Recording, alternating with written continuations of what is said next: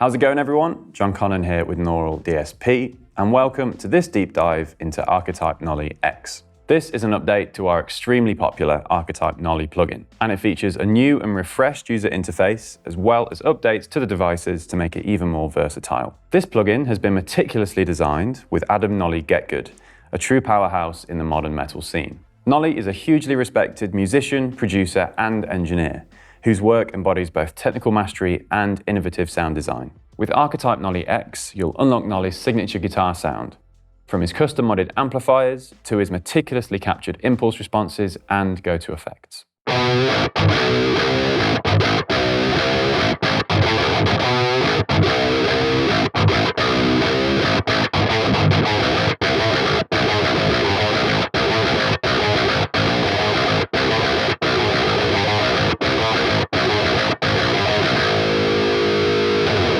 In this video, I'll show you how the plugin works from top to bottom and how to dial in your own sounds. So let's dive in.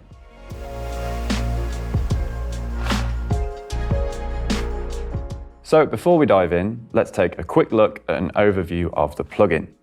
Starting at the top, we have the various plugin sections. So we start off at the pre-effects, where we've got a compressor, an overdrive, a delay, as well as a second overdrive. Next to that, we then have the amp pages, where you can access the various amplifiers, of which there are 4 in Archetype Nolly X. Next to that, we then have the cab section, where you can configure microphones and the cabinets. Next to that, we then have the EQ page. And finally, we have the post effects, where we have a second delay unit, as well as a reverb device.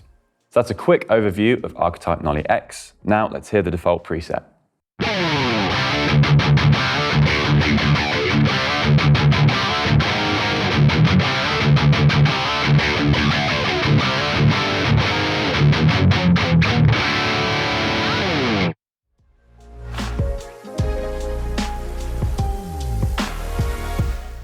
Right, so let's start at the first section of the plugin, the pre-effects. At the top, we're going to navigate to the pre-effects section, and you'll see here we've got 4 different devices. Let's first start at the compressor pedal. So without the compressor pedal engaged, here's how my tone sounds.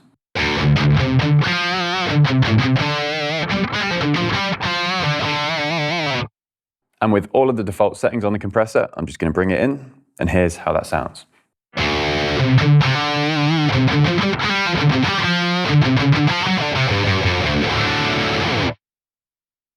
And as you can hear, we've got quite a lot of gain on tap in this default preset.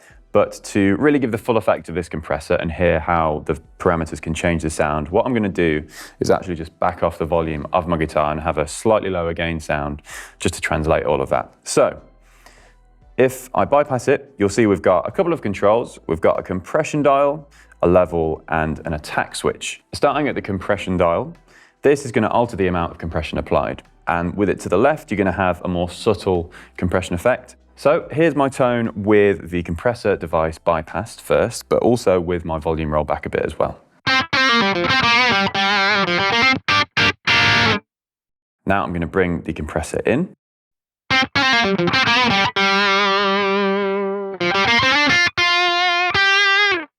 And with the compression just over midday, around 2 o'clock, we're going to have a different feel. It's going to feel a bit more consistent, and we're going to have a lot more sustain as a result of the compression as well.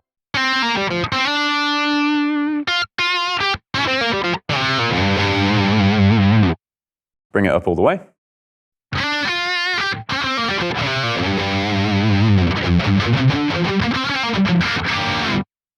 And as you can hear, we've got a lot more gain due to this compression being maxed all the way. And to compensate for this, what I'm going to do is just bring back the level as well as the compression, so you can hear that character change without hearing all the gain. Let's bring back level even more. Again, with less compression applied.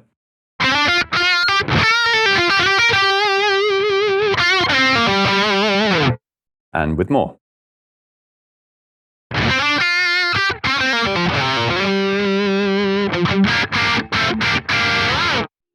So I'm going to reset both the compression and the level dial and talk about the attack switch. So this is going to vary between a slow attack on the smooth setting and a fast attack on the snappy setting.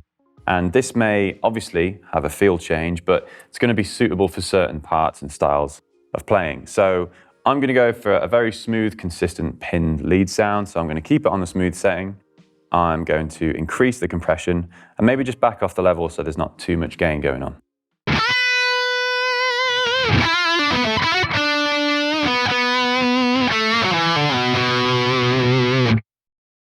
Let's change it to snappy.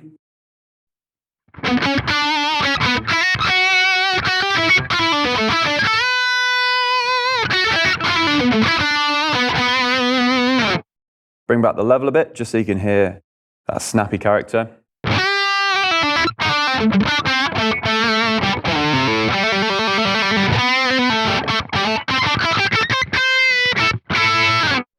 So this compression device is a really helpful tool for not only shaping the sound, but also adjusting the feel and character of your guitar sound as a player. So let's reset all of these settings by double-clicking them and bypassing the compressor. And let's take a look at Overdrive 1. Again, back on the default preset, I've rolled my volume all the way back up. Here's how it sounds.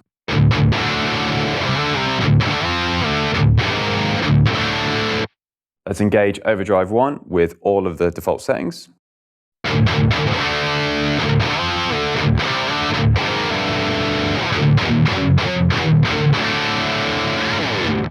So instantly there, you've probably heard an immediate change of character by engaging this first overdrive. And we've got a few typical overdrive settings here.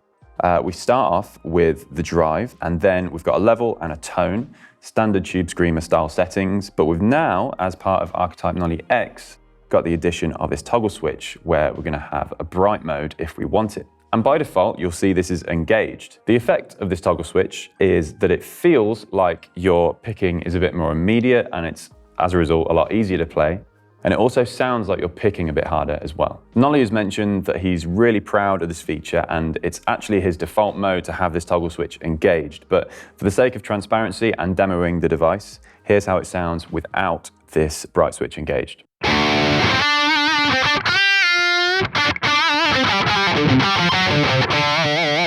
And again, with it back in.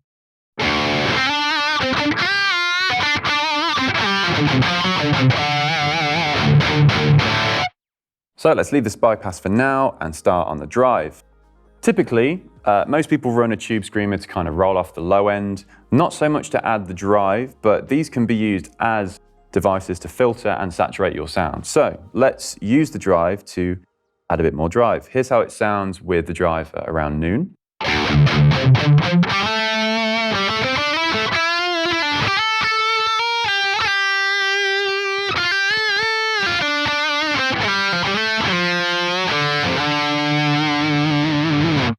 So even at noon, we've got loads of gain on tap. Just because we can, let's push it to almost all the way up.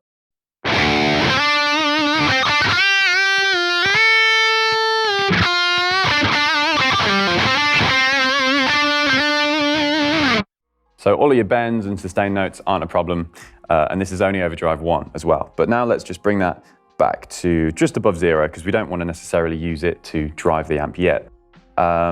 Level can be used to drive the amp. This is just by default above noon. We can bring this back if you want to maybe clean up the amp a bit.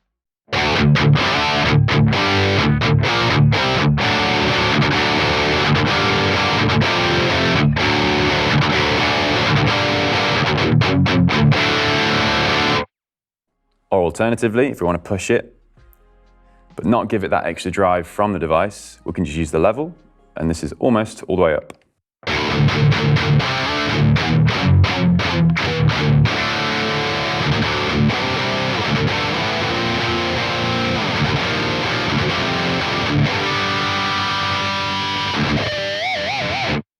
Tons of harmonics and saturation on tap there. Again, this is only using a level control as well. Below that, we've then got an overall tone. So from left to right, this is going to go from darker to brighter. And this is going to be filtering your DI signal, not your amp sound. So this is going to be affecting the tone going into the amplifier. So with tone towards the left, we're going to have a darker guitar sound.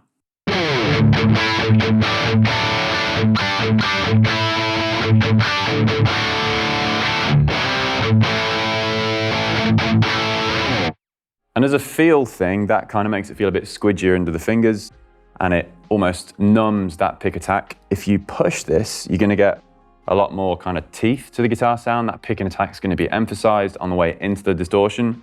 So here's how it sounds with tone pushed.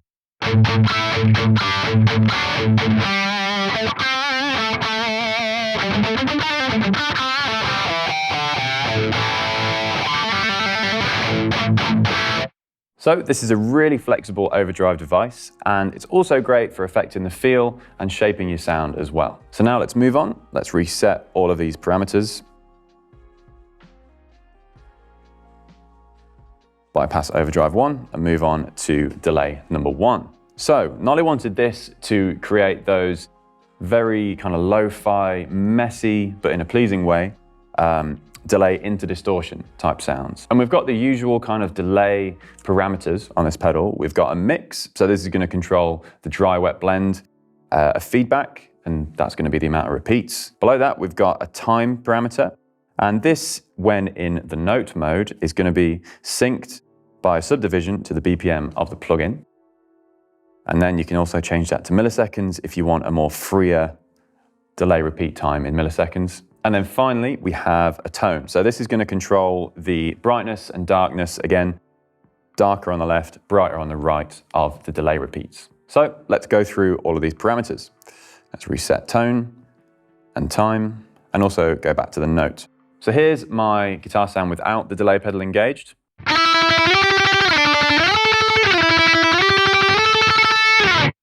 And with all other settings set at noon, here's how delay 1 sounds.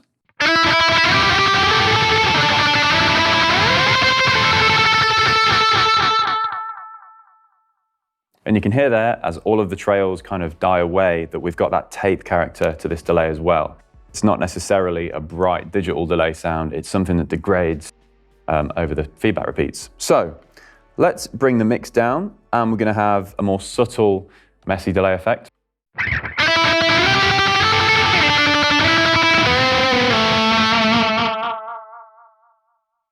As we bring the mix over midday, i.e. anything past 12 o'clock, you're going to have a higher mix of the delayed repeats as opposed to your dry guitar sound. So when it's around 75%, we're going to hear more of the delay repeats than our actual dry guitar.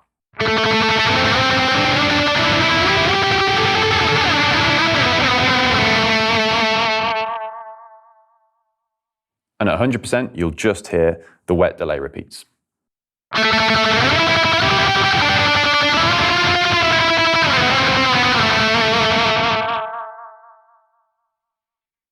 Let's bring this back to noon and move on to feedback. With this to the left, we're going to have a fewer number of delay repeats. So again, it's going to be less vivid and also less noticeable.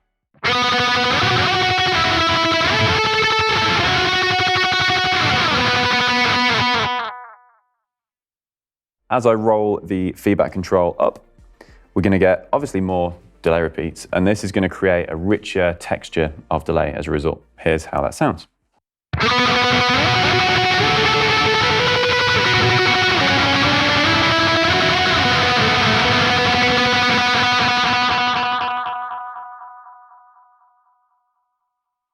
If I just reset feedback to noon and move on to the time dial, currently we're set at 1/8 notes. Let's set this to something a bit longer. Let's maybe go to a 1/4 note.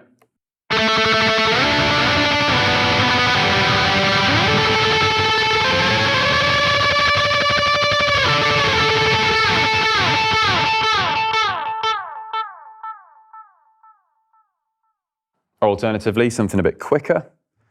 Let's do a dotted 30-second note.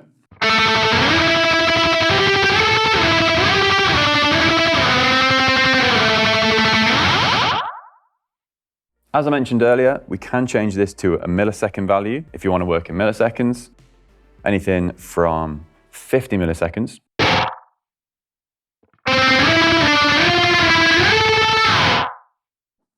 All the way to 1,000 milliseconds.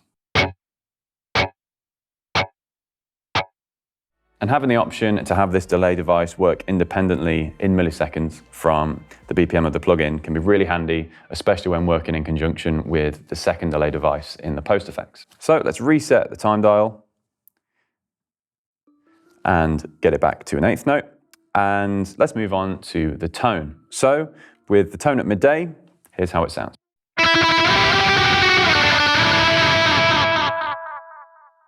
We could first darken these repeats, so let's bring back the tone.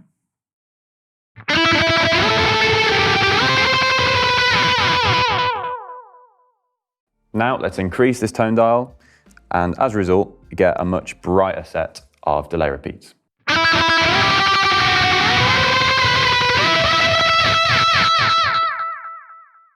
Overdrive 2 is going to offer a different character to Overdrive 1, and we're also going to have a few different parameters to play around with here as well.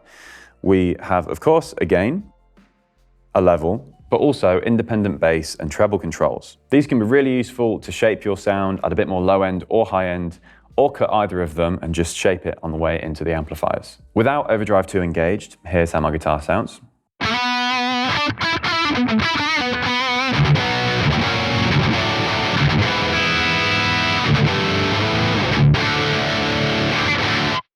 Engaging Overdrive 2, here's how it sounds.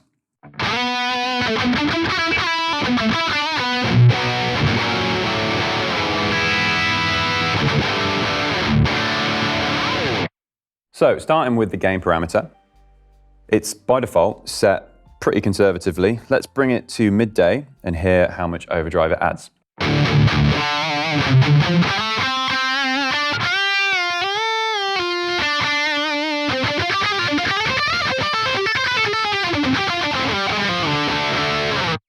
So even at midday, it gave me a bit more confidence to play a bit more kind of faster, aggressive stuff and made it really easy to play as well. Let's now push it even further, almost all the way up.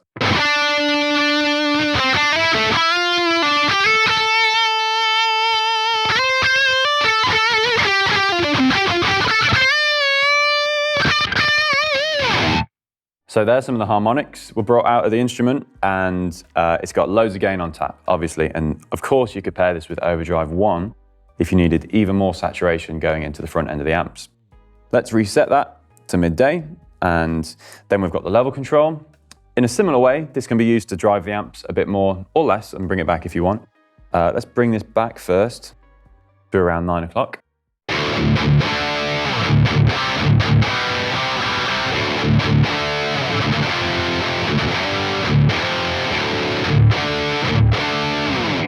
And what this is doing is adding the gain of the overdrive, but bringing back the level of the pedal. So you're going to have that character of the overdrive going into the amplifier. And it definitely had a different sound to Overdrive 1. Let's push this. So now we're going to have midday on gain, but now more than midday on level. So we're really going to be driving this amp hard.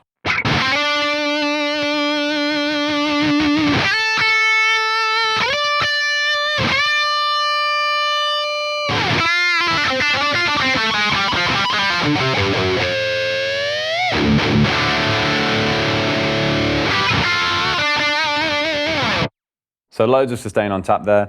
Let's bring this back to midday and move on to bass and treble. So I'm actually going to bring the gain back a bit just to translate the articulation of what I'm going to play. So bass and treble can be used, as I said, to filter your signal going into the amplifiers. Maybe we wanted to have a tighter low end. We could bring back the bass and maybe boost the treble.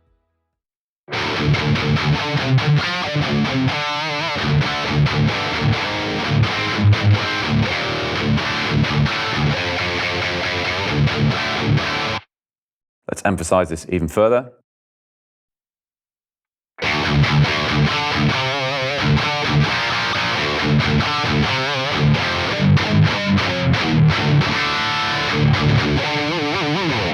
So you may have a darker guitar with humbuckers. Here I'm using the Les Paul. It's in standard tuning, it's not too low, but if you had a lower tuned guitar, that could be a really helpful feature to clean things up and make it a bit more punchier and articulate going into the amplifiers.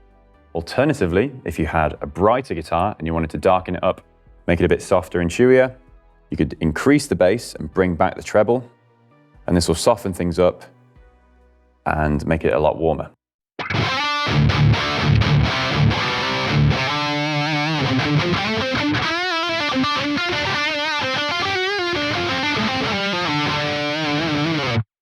Again, let's really emphasize this. Increase the bass, bring back the treble.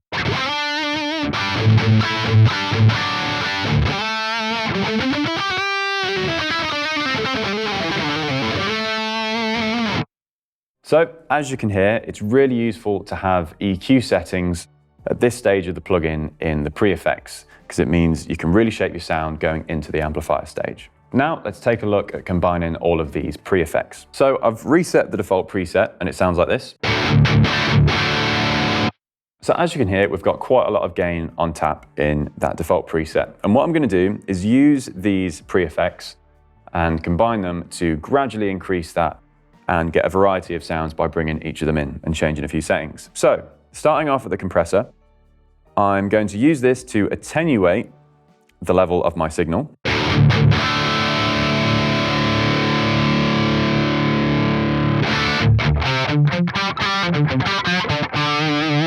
Here's how it was before.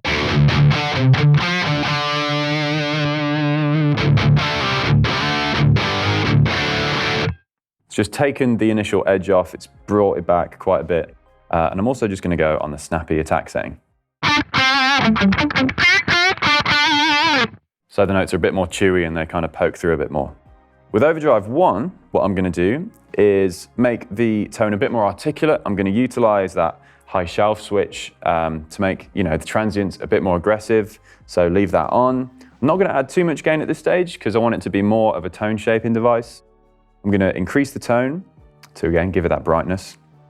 And let's see how it sounds with level just above noon by default. I'm going to bring back the level, again attenuating the signal even further.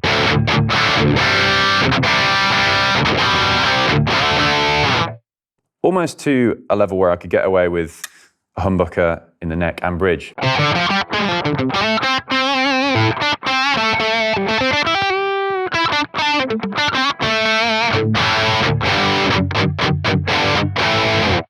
So using the compressor and Overdrive 1 in conjunction, I've allowed the sound to be filtered and saturated in a way that brings it back from that initial aggressive metal sound. What I'm going to do now is utilize Overdrive 2 to push it into that more aggressive rhythm, but also maybe potentially a lead sound as well. So with the default settings, let's see how it sounds.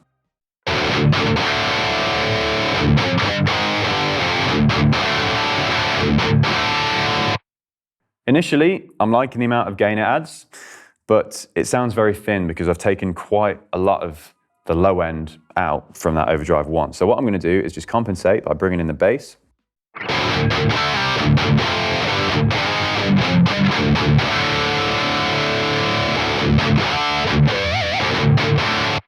That's made it a bit thicker, but also kept the character and that aggression from Overdrive 1, especially with that high shelf switch there. So let's also add some gain, maybe get into a bit more lead territory.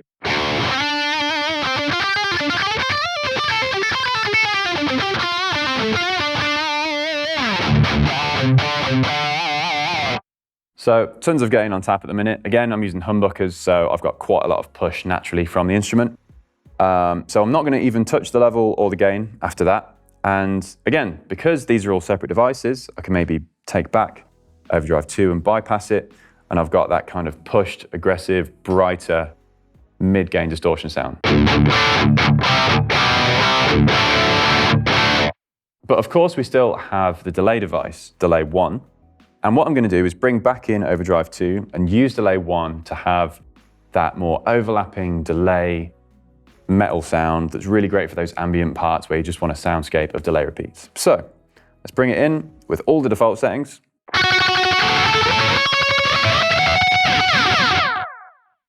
Initially, I want a bit more overlap between those, so I'm going to increase the feedback, get a few more tails. I'm going to bring back the tone because I like the darker, more tape, rolled off sound to the repeats. The time, I'm also going to increase a bit. Let's maybe go for a quarter note triplet at 130 BPM and hear how that sounds.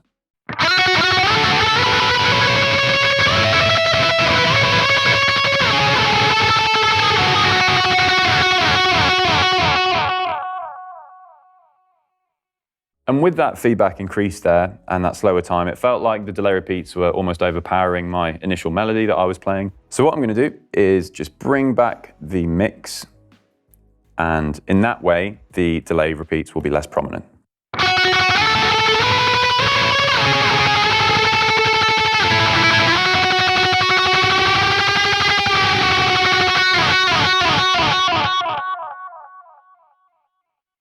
So as you can see, these pre-effects devices can be really useful in shaping your sound and the character of your guitar before it hits the amplifiers. To hear the effect that these pre-effects have added, I'm actually just going to bypass this whole section by double-clicking it, and here's how my guitar tone sounded before adding the pre-effects. And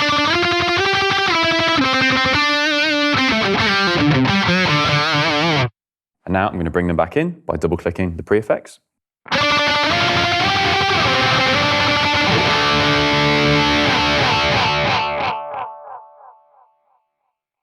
That's an overview of all of the pre-effects in Archetype Nolly X. Whether you want to do something on a small scale, like just engage overdrive 1 to make an already distorted sound a bit more aggressive, or use all of these devices in conjunction to really shape your sound before it hits the amplifiers, this pre-effect section has got you covered.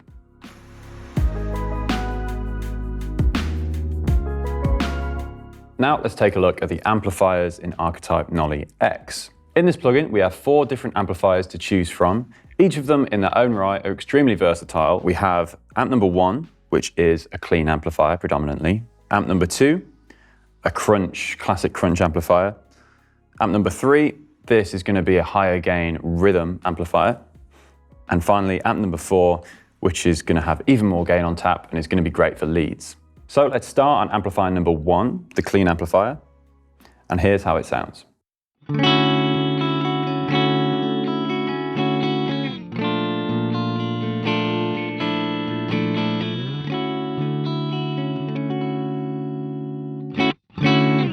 So you can hear there that amplifier number 1 is a classic clean amplifier with tons of headroom, and it's great as a platform for a clean sound, but also great for stacking some of the pre-effects as well. Let's start from left to right. We have a bright switch. This can be used to maybe brighten up a darker guitar. Again, I'm using a Les Paul here, which is typically more on the darker end of things. So if I was, say, on the neck pickup and I had this bright switch disengaged, here's how my guitar would sound.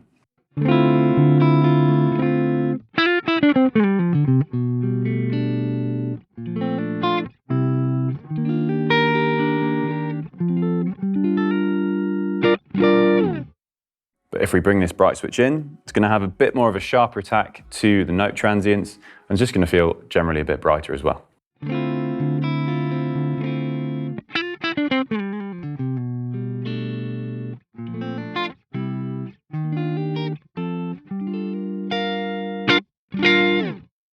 So that can be a really helpful little tool for just giving a bit more edge and brightness to your guitar sound. The next control is the gain dial, and this is going to control how hard you're driving the amplifier. If we bring this back, we're going to clean it up even further, but even if you push it all the way up, we're not really going to get into any distorted territory. So this amp has got tons of headroom on it. Let's bring this back to around 1/4 of the way. Here's how it sounds.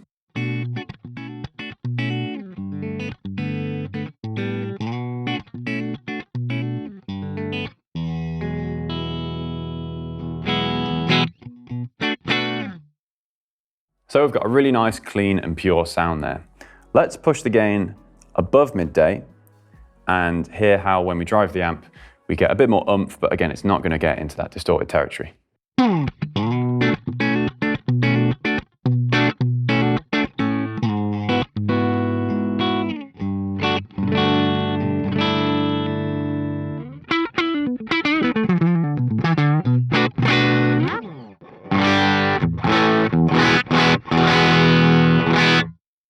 So you could hear there, even when I was on the bridge pickup, getting that mid-range aggression, really pushing the amp, it still didn't really break up and get aggressive. So it's a great amp with tons of headroom here.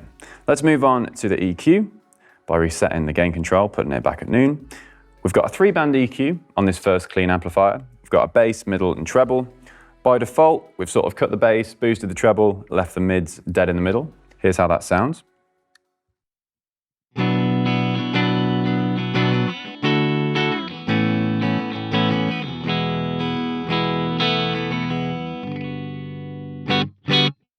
Let's first bring back the bass dial and really thin out the sound.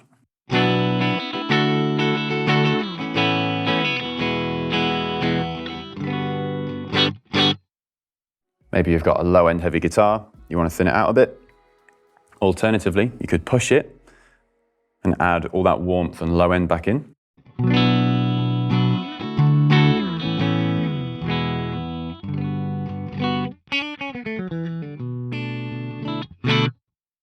And that really gives weight to your single notes, especially when on a clean sound.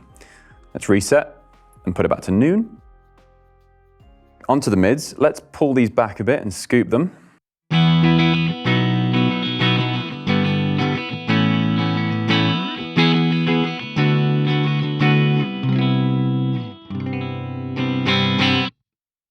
Scoop them all the way.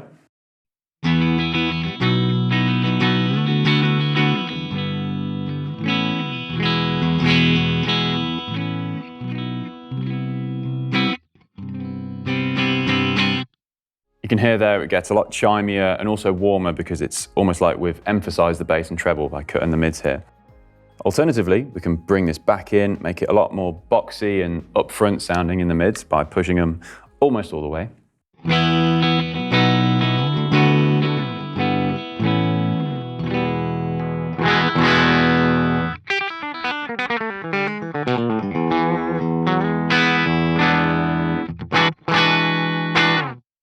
And by pushing the mids in this way on the clean sound, you can bring the guitar tone into that almost country bluegrass territory as well by really pushing the mids up front. Let's reset the mids and move on to treble. So maybe you've got a brighter guitar, you want to warm it up. Let's bring back the treble to around about 9 o'clock.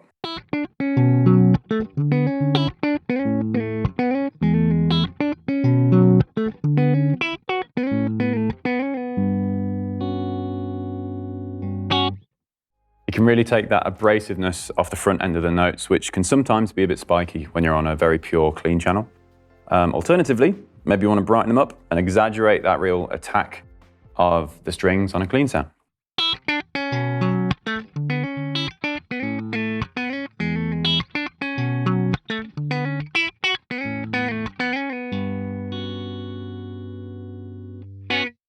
Moving on to the master dial, this is going to be a control for the power amp's gain. And this means that as you increase it, i.e. to the right, it's going to drive the power amp a bit more and you are going to get a bit more saturation and oomph from the power stage. An important thing here with the master dial is that as you increase it and turn it to the right, it's going to compensate for that and not change the output level of the amplifier. All it's going to do is change the tone and character of the sound. So currently, it's set just below midday, and here's how the amp sounds.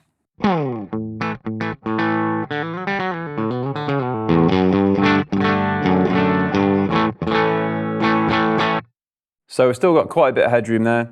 If I increase this, we're going to have less headroom. It's going to feel like the amp's compressing a bit, and we're going to get into that more kind of pushed clean territory.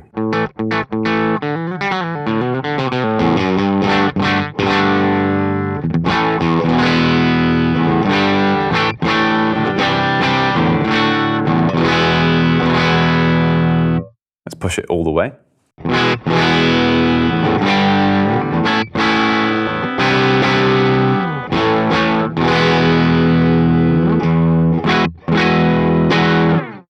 Now I've reset the master control. You can see that we have a final output control, and this can be really useful in having that control over the level of the amplifier when you're using this master dial as more of a character tonal control. So output can be used to make the amp quiet or increase the level so you've got a healthy level of signal on the way out of the plugin. And finally, next to the master output control of amplifier 1, we have a standby switch if you want to bypass the amplifier.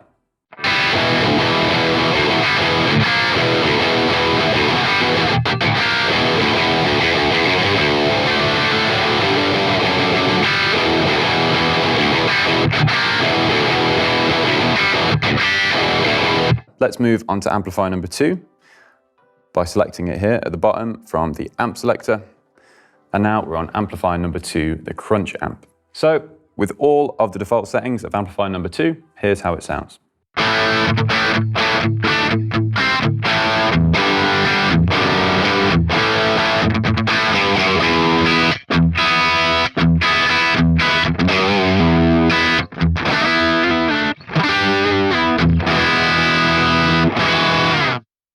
So you can immediately hear this is a more classic British sounding crunch amplifier. Starting at the far left, we have another bright switch. So this is going to be really helpful if you want to just bring up that high-end information and give your guitar a bit more clarity and punch in the top end. With the bright switch bypassed first, here's how it sounds.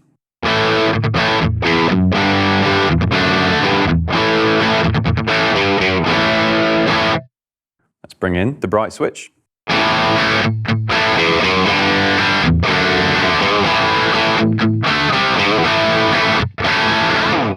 So the effect of that bright switch is that your notes have a bit more transient attack, and it feels like it's got a bit more teeth as a sound. It's a lot more punchier and aggressive as a result. Next to that, you then have a gain control, and this is going to control the saturation and drive of the amplifier.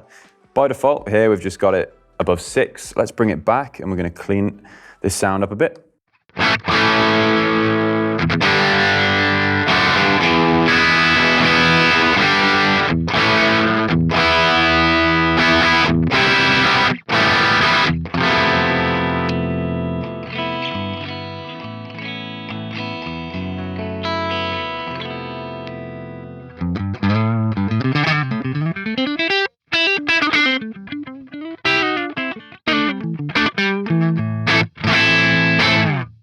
So when you dial back this gain, this amp becomes really flexible in the sense that it can do the push clean sounds as well.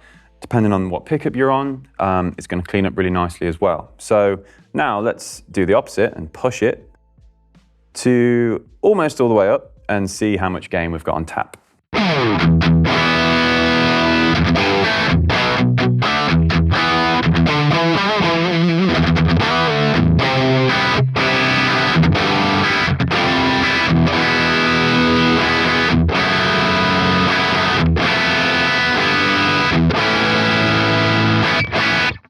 Push it all the way.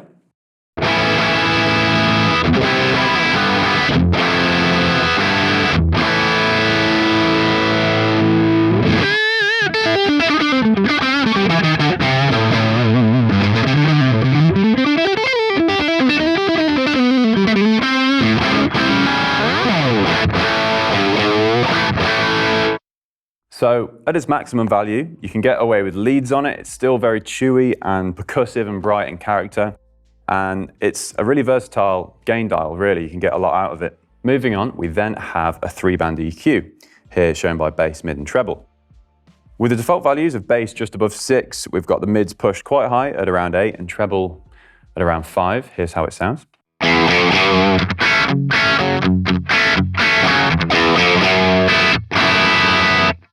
Let's first change the bass a bit. Let's bring it back and take away some of that low end.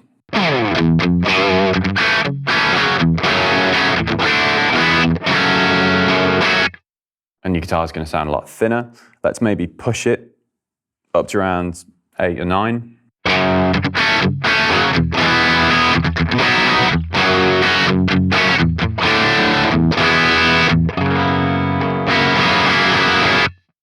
Now with the mids, these are naturally pushed quite high. It's that honky British kind of sound.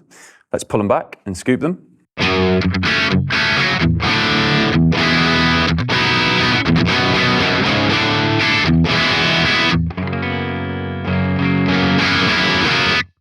And now let's push them all the way because we can.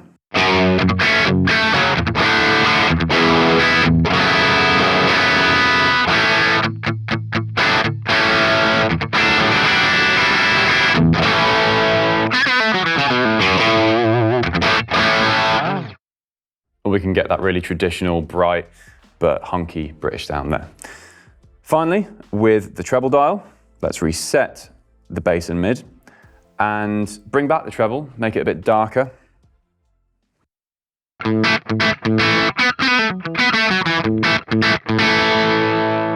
Maybe bring this down even to about 1.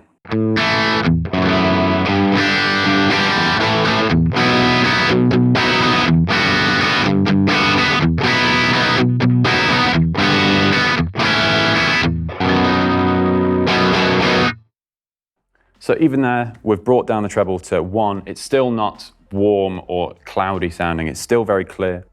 Let's bring treble all the way up to around 9 or 10. So it's going to get really stringy and bright.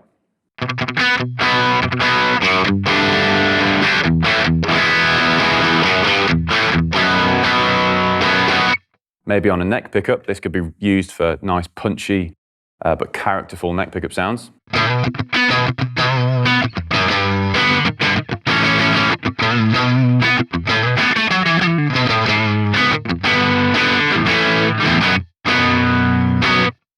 And whilst treble's all the way up, I'm just going to bypass the bright switch.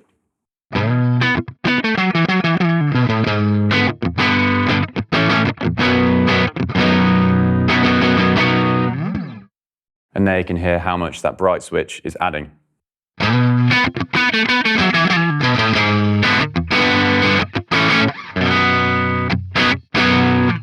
Resetting the treble dial, we can now move on to the presence and depth controls.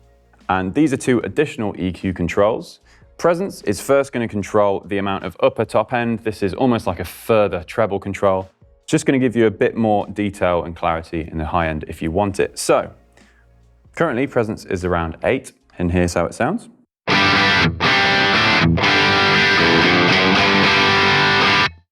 We could darken this up, bring it down to around 1 or 2.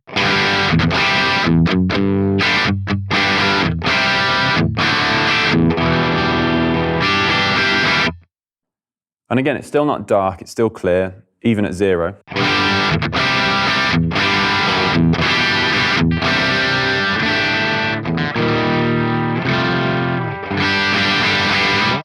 Still got a lot of clarity and top-end information. However, if you did want to add the presence in, let's push it now to around 9 or 10, you're going to get that real high-mid presence.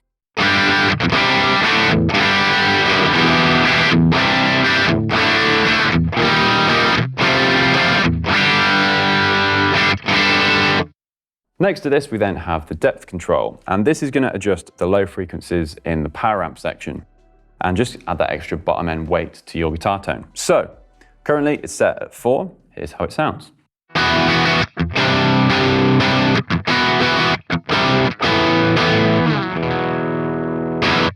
Bringing this down to just above 0, we're going to really thin out that low end.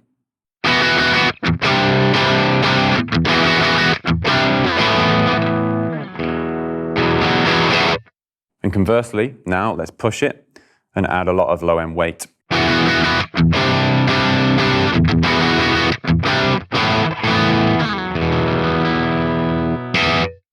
Moving on to the master dial, this again is going to be a compensated master control where if we push it, the actual output level of the amp is not going to increase, just the character and sound of the amplifier. So, with it set at 5, here's how it sounds.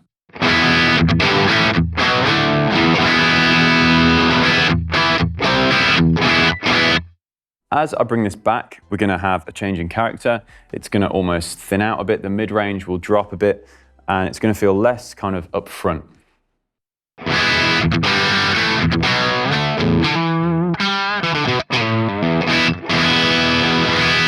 So it's got a bit stringier, the mids have kind of been scooped, the gain's also reduced quite a bit, but if I push it all the way to 9 or 10,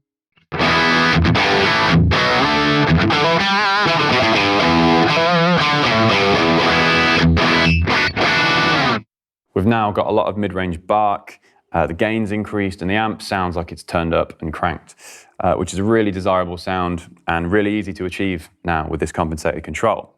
What I'm going to do now, just to demonstrate that sweep, is play a chord and increase it so you can hear the amp kind of bloom in that way. So let's put it at 1.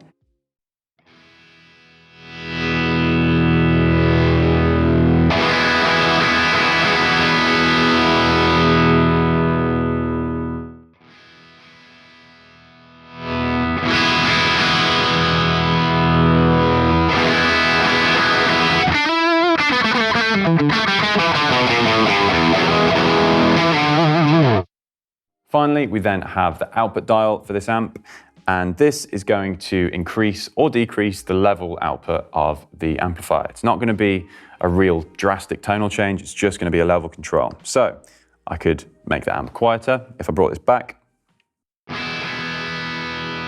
or increase it if I wanted a healthier, louder output signal. Finally, next to this, we then have a bypass switch if we want to bypass amplifier number 2.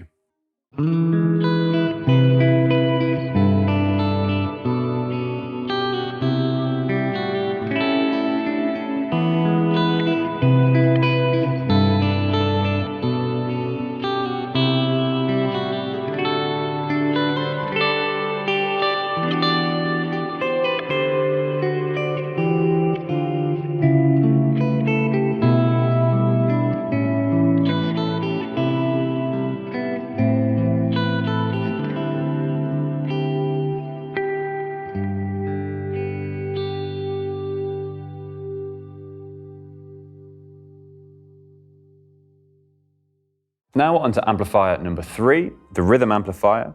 And this is going to draw inspiration from that more US-driven high-gain aggressive sound. I've reset the plugin to the default preset, which uses this amplifier, and here's how it sounds.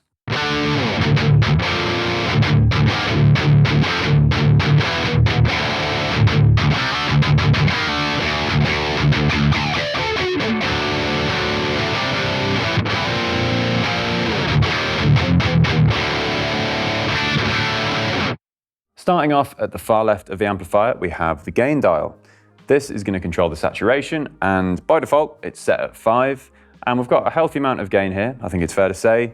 If we bring this back to around 2 or 3, it's going to clean up slightly and be less aggressive.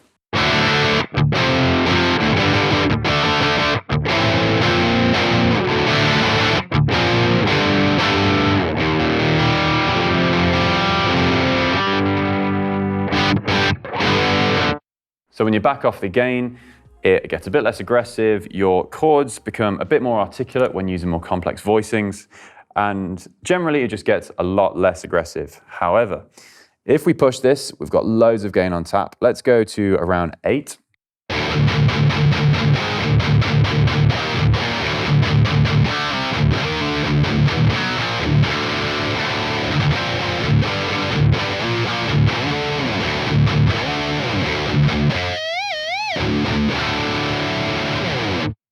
So when the gain is this high, it's really easy to get those pinch harmonics out. There's a lot of harmonic content there, and it's really reactive to how you play, yet still very easy to play. It feels very consistent and just aggressive and really fun to use.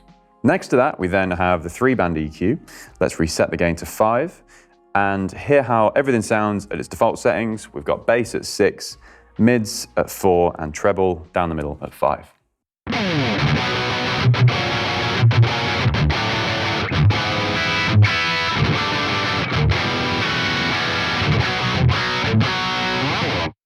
So let's bring the bass back and clean up that bottom end a bit. It's going to be slightly tighter in the low end.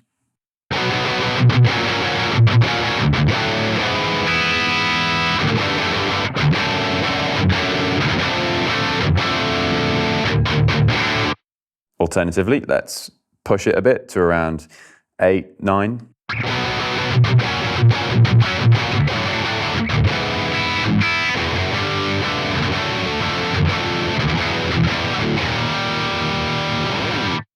And we get that nice, rich, thick low end there. Let's reset it to 5 and move on to the mids. Naturally, this is going to be kind of scooped in more aggressive styles, so let's bring this down to around 2.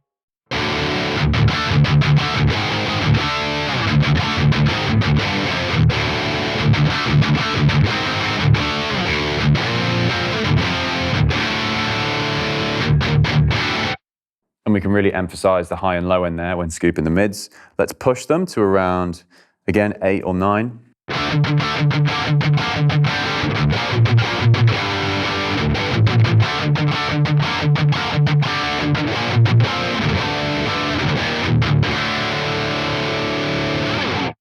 And there we can get more almost 2000s new metal sounds where the mids were brought in a bit more.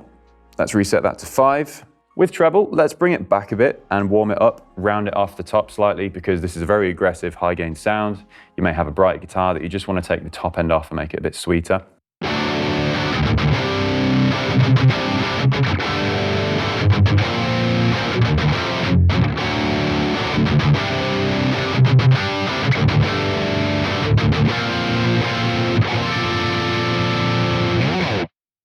Now, let's do the opposite. Let's push it and get a bit more articulation out and aggression as a result.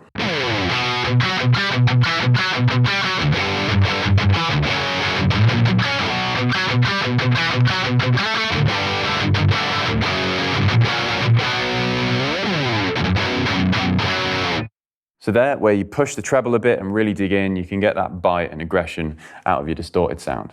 Resetting treble, let's move on to resonance. By default, this is set at 7, and this is going to be a further low-end control. So with this at 7, here's how it sounds. By bringing the resonance back, we're going to control the low end and have less of a bloom to especially palm muted parts.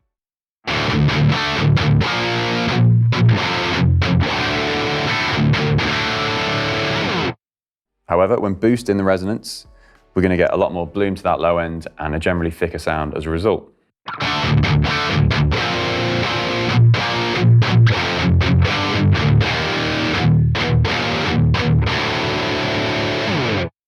Let's reset this and move on to presence. Presence is going to be an inverse control of resonance, so to speak, in the sense that presence will add a further level of clarity to the top end. It's almost like a high shelf control, so you can use this to add further clarity and presence to your guitar sound. So, by default, it's set just above 7. Here's how it sounds.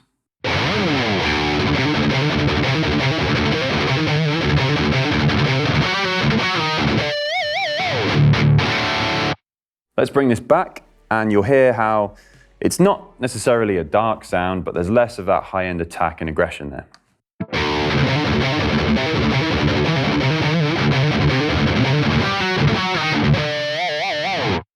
Now let's push it to around 9 or 10, and all of that bite and aggression in the top end is really going to come through from the pick attack.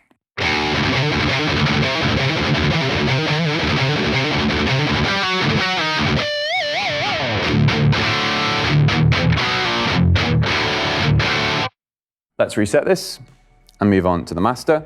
This, again, similar to amps 1 and 2, is a volume compensated master control. And this means that as you increase it, you're going to get that character and tonal change, but not the drastic volume change that you get if this amplifier was in front of you in the room. With the master down at around 3, here's how it sounds.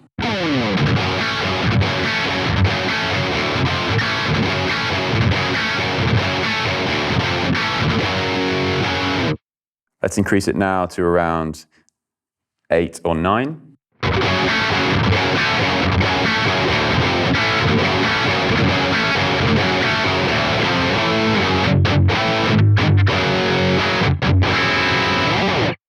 So, as you'd expect when increasing the master volume on an amplifier, we've pushed the amplifier, meaning that we've got a slightly different EQ character as well as a difference in feel as a result. Having reset the master volume, we have an output control. Similar to the previous 2 amplifiers, this is just going to be controlling the output level of the amplifier. So, if you bring this back, we're going to have a reduced output level. And we can bring this in to have a healthier and louder output signal.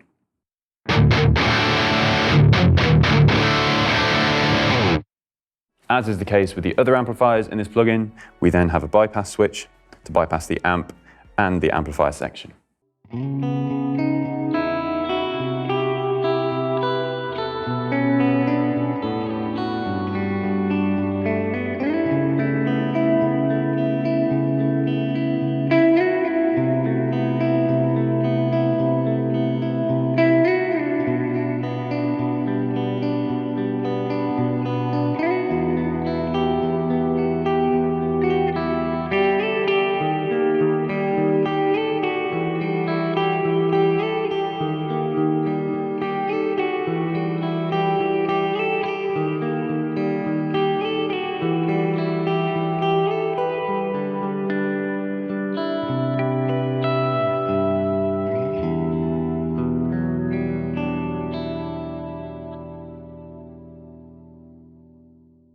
Amplifier number 4 is the lead amplifier in Archetype Nolly X, and similar to amplifier number 3, it is another high gain amplifier, but of a completely different character. With all of the default settings on the amplifier engaged, here's how it sounds.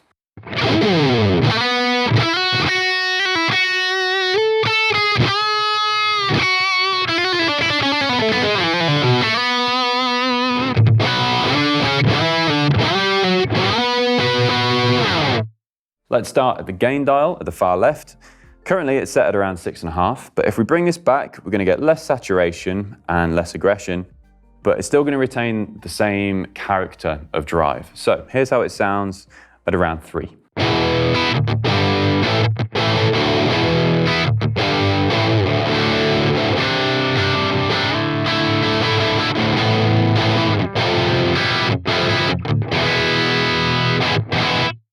Now let's push it. Let's go to around 6 or 7.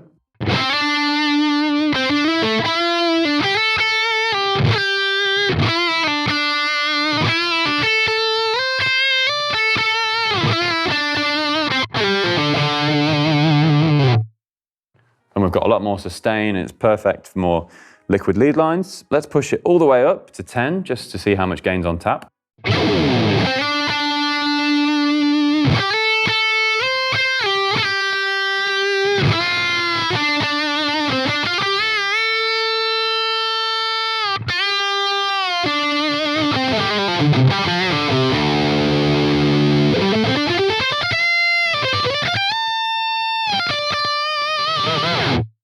As you could hear, it's very easy to push this amplifier into that highly saturated lead guitar territory, and under the fingers it feels very chewy by nature of the character of the distortion in this amp. Let's reset the gain and move on to the EQ. So we have a 3-band EQ in this amplifier. We've got bass, middle and treble. With everything set at noon, here's how it sounds.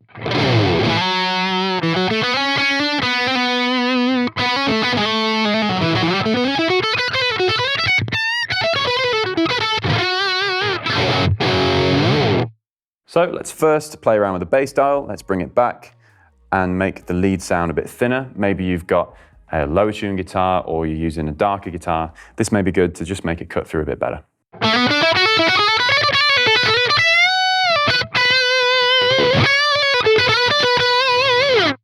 Now let's push it and thicken up those notes, especially in the higher register.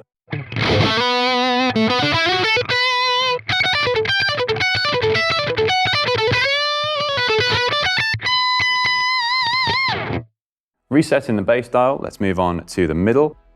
With the middle at the middle, it sounds like this.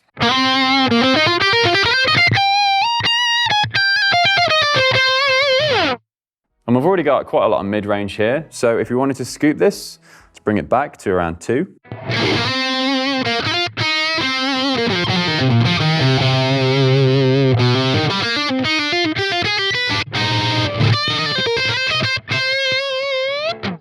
So there we can really scoop it and bring out the low and high end, but now let's push it and add a bit more clarity and punch to the mid-range.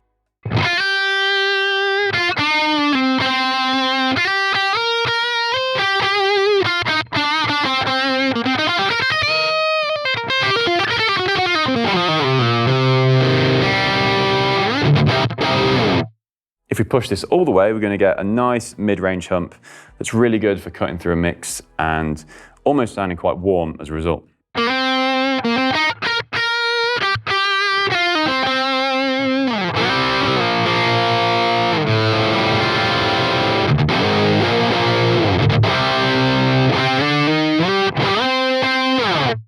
Resetting the mids, let's go onto the treble. We could bring this back if you wanted to take that very searing top edge off the leads. So let's bring it to around 2.5.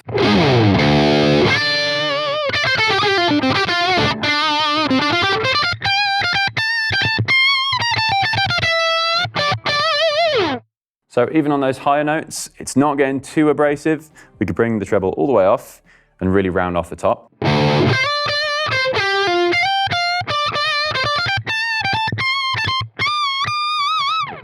So the treble can be a really useful control here. Let's push it, let's put it to around 7 or 8.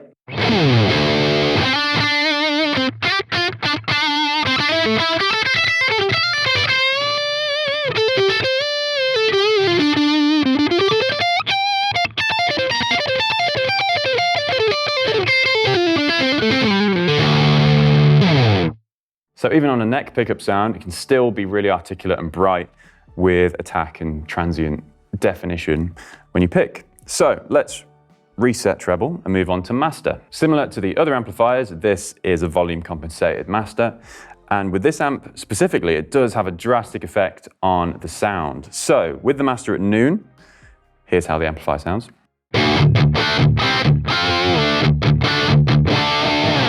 Let's bring it back.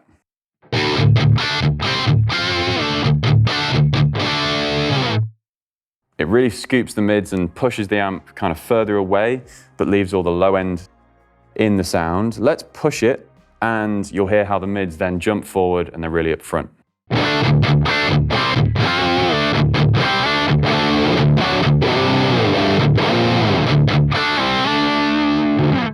So this master dial is a very powerful tool in shaping your sound even further. Let's reset this. And next to that, we have the output. Again, this is going to control the overall output level of the amplifier. We can bring it back for a quieter output level. And then increase it if we want more output signal.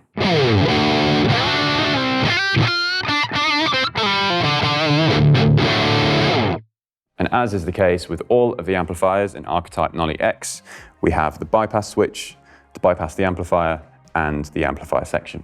That rounds off the amplifier section for Archetype Nolly X. In this plugin, we have the full plethora of amps from high headroom cleans all the way to insanely saturated lead sounds with loads of gain.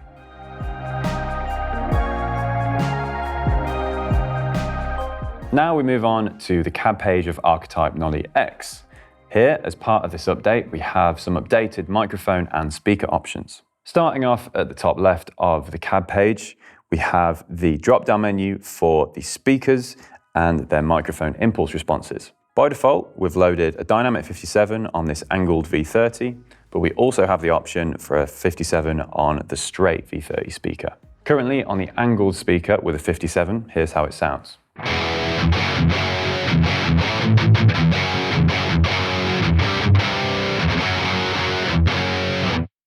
We'll come back and try a few various combinations of the microphones and speakers later on, but for now, let's move on to the position dial. You can click on this dial and rotate it, and as you do this, you'll see the microphone moving across the speaker. If we had it towards the center of the cone, this is going to be brighter and a lot more aggressive and upfront sounding.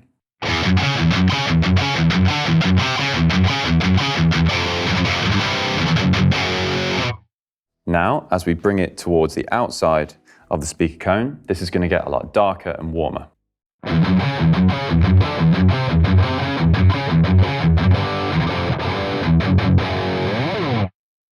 For now, I'm just going to reset this by double-clicking it, so it's just off the center of the speaker cone. Next to this, we then have the distance parameter, and as we increase this, the microphone will get further away from the cabinet. With it all the way at 0, it's going to be right up to the grill, and you're going to have that very immediate upfront sound.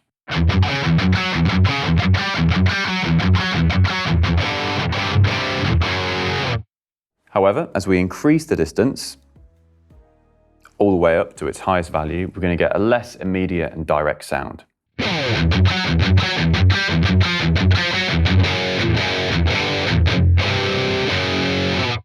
Now let's reset the distance. And below this, we have the mic level parameter.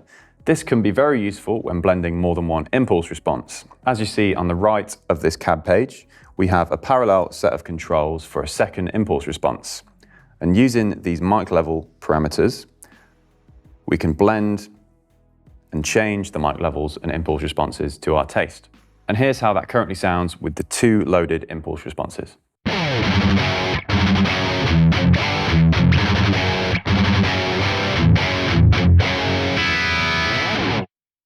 In a similar fashion, we can use the pan controls to independently control the pan of each of the impulse responses. So let's hard pan the first impulse response all the way to the left and the second all the way to the right. So now we have a stereo guitar sound. And because I've hard panned these impulse responses left and right, I'm just gonna reset the mic levels so it's not lopsided, and here's how it sounds.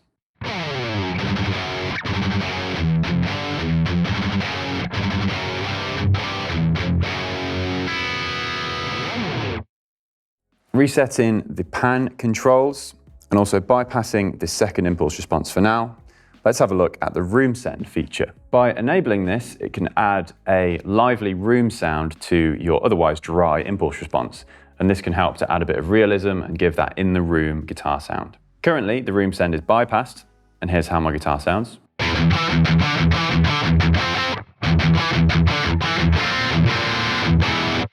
So now I'm going to engage the room and set it to -9.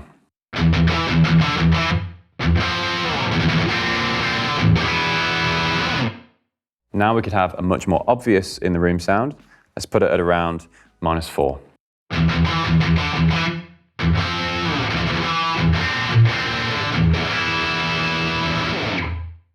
Moving on, I'm going to bypass the room send, and underneath that we have a phase invert switch. So if you wanted to invert the phase of either of your impulse responses, you can toggle that on or off. Before we go any further, let's have a listen to a few of the new mic and speaker options. In this drop-down menu, you'll see we have an angled and a straight V30 speaker. Currently, we're on the angled Dynamic 57. For comparison, here's how the straight V30 speaker would sound.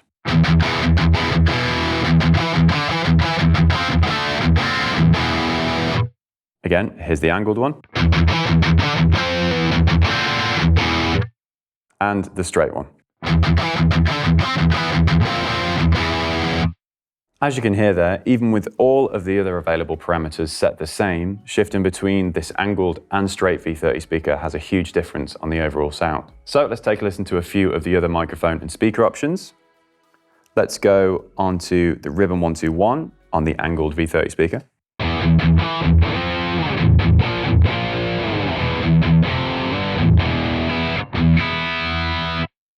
Now let's try the straight V30 speaker version of the Ribbon 121.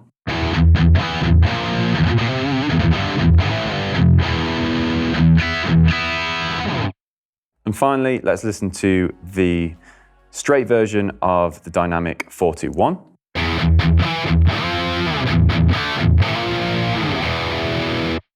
And the angled version of the Dynamic 41.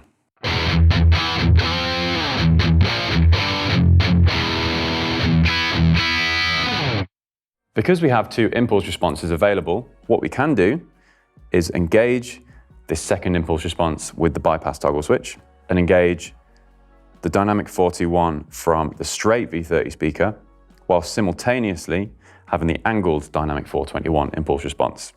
Here's how that sounds.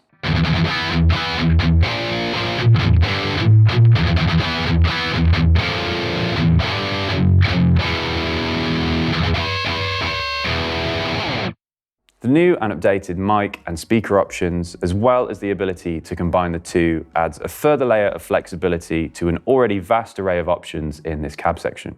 So far in this cab section, we've been having a look at the third amp, the rhythm amp, and its corresponding cab. However, each of the cabinets for the 4 amplifiers in Archetype Nolly X has its own specific speaker options. Starting off at amplifier number 1, the clean amp. In the drop-down menu, you'll see that we have 2 different speaker options here, specific to this cabinet. The first one is a closed-back cabinet with a greenback speaker, and the second is an open-back cabinet with a greenback speaker. And to have this open greenback speaker option allows for a tighter low end, as well as a different mid-range character that's a lot more upfront and focused, and is great for cleans specifically. So, let's first hear the Dynamic 57 on the open greenback speaker.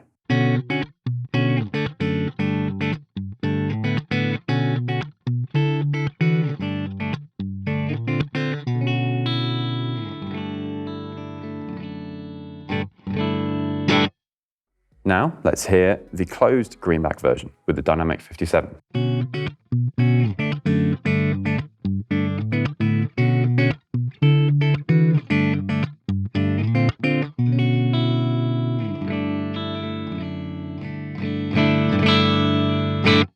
Moving on to amplifier number 2.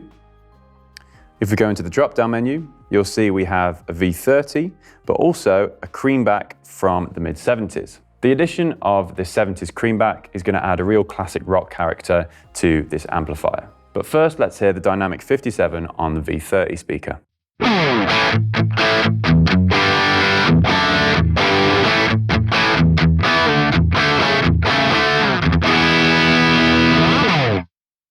Next, we're going to have a listen to the Dynamic 57, but now on the 70s Creamback.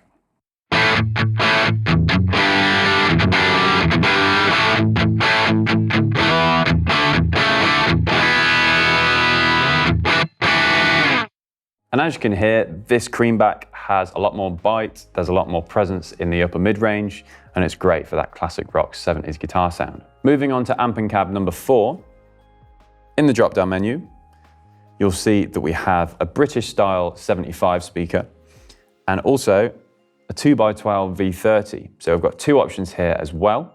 First, let's hear the Dynamic 57 on the 2x12 speaker.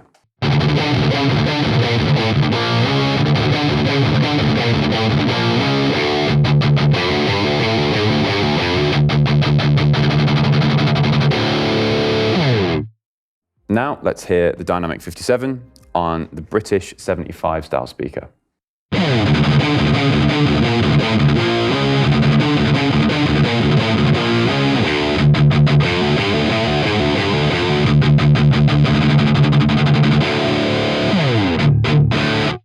To add a further layer of flexibility to the cab section, what we can also do using this icon here is disengage the amp and cab link. This means that you can mix and match various amp heads as well as the cabinets and also the new and updated mic and speaker options. So now let's select the Dynamic 421 from the fourth cabinet and mix and match it with the second amplifier, and let's hear how that sounds.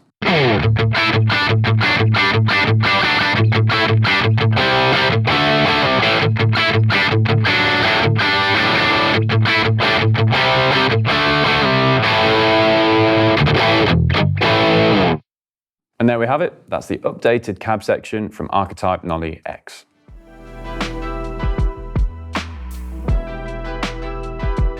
Now let's have a look at the EQ section of Archetype Nolly X. As part of this update, Nolly requested a Nolly's mod version of the existing EQ in the plugin. And you can see that's accessible with this toggle switch that goes between the original and the Nolly's mod version. Flicking between the two EQs, you'll see that some of the frequencies for each of these faders changes. But something you can't see is that the Q values of each of these bands has changed, i.e. the width of these frequency bands is different on the Nolly's mod version. And these changes are inspired by Colin Richardson's approach to EQing guitars, and Nolly uses these in his own work as well. So now let's have a look at the parameters of this EQ section, and I'm going to remain in the Nolly's mod version of the EQ whilst we do this.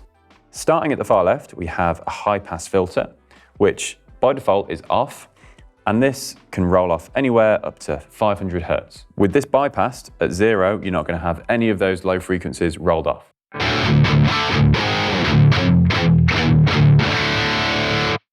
However, you could use this, especially if you're using a lower tuned guitar, to roll off some of that low end mud and tighten up the bottom end. So let's go to around 100 Hertz.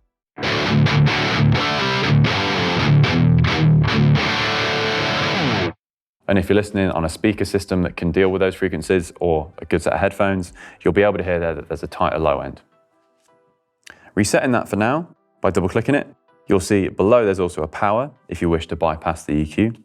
But moving on to the faders, the lowest fader here for 75 Hertz is now going to be a peak fader as opposed to a low shelf. So you can use this really creatively to add a bump in the low end as opposed to increasing all of the low end all the way down to 0 Hertz. If we dipped the 75 Hertz band out, maybe 4 dB, it's going to create a little bit of a hole in the low end, so everything's going to feel a bit lighter on its feet and you're not going to have that bump around 75.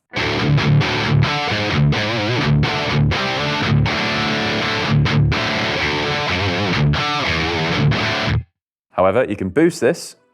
Let's go, 3 or 4 dB above, and this time you'll have a bit more presence and oomph in that lower end register.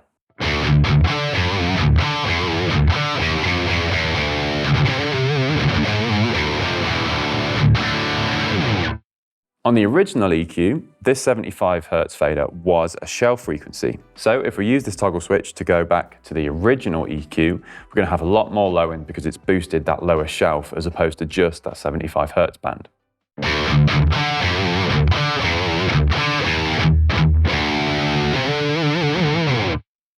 And this can get particularly messy if you're using a lower tune guitar or if you've used a condenser mic that's going to capture all of that extra low end. So let's revert back to the Nolly's mod, reset 75 Hertz. Next we have the 150 Hertz fader. This is going to again be a low frequency kind of thumpy register, and you can use this to dial more or less of that in. Let's just boost it a bit.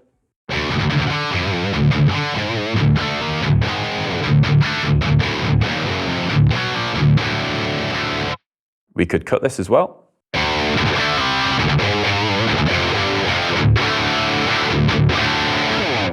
Maybe giving room for a bass guitar to cut through in that particular pocket. Let's reset that. And next to this, we have a 250 Hertz fader. This can be really useful to cut out any excessive mud that may have built up in the guitar sound. So let's go down to around -4 dB, and it's just going to cut that low mud out.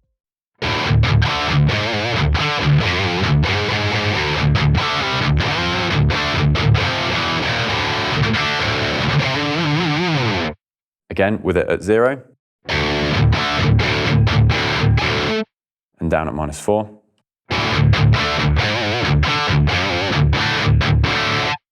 Resetting that, let's now move to the 400 Hertz fader. This 400 Hertz fader can be really useful in boosting the note of what you're playing, especially in the lower register. So if we boost this to around 3, you're going to hear a lot more of the note that's supported.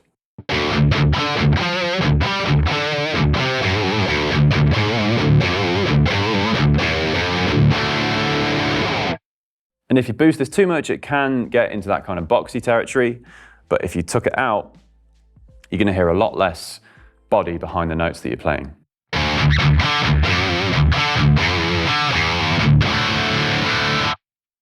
Again, here's with it boosted a bit.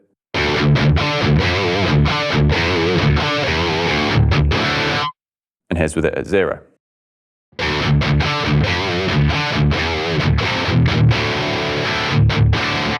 So really make sure to tailor that into the part that you're playing as well. Next to this, we then have an 800 Hertz fader, and this can be really useful in fine-tuning the mid-range. So if we boost this a bit, here's how it sounds.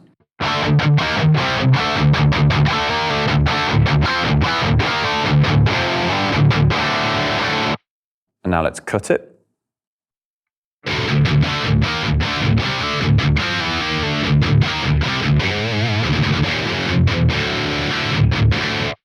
Resetting 800 Hertz to 0 dB, we move on to the 1.5 kilohertz fader. Similar to 800 Hertz, this is going to be in that mid-range of the guitar and going towards a high mid-range as well. And if you're too liberal with this, it can get a bit obvious. So this is usually something that Nolly only boosts a couple of dB here and there. So if I push it to around 4 dB, which is quite drastic, you'll hear the effect that this fader has.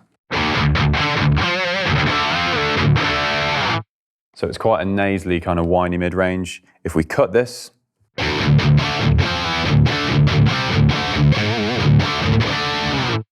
you'll hear it ducks it out if that's maybe a bit too present in your guitar sound. Resetting that, let's move to 4.5 kilohertz. This is different to the standard 4 kilohertz on the EQ, which is often a controversial frequency band, as it's usually full of all of that hiss that people like to duck out. Here, Nolly has specified that 4.5 kilohertz is actually really good for boosting a bit of clarity and presence in distorted guitars. So don't be afraid to push this just to add that extra punch and bite to an aggressive guitar part. I'm just going to boost it by 2 or 3 dB so you can hear that frequency emphasized.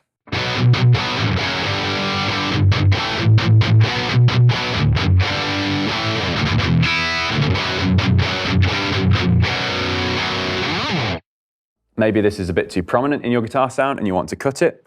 Let's dip it by around 2 dB.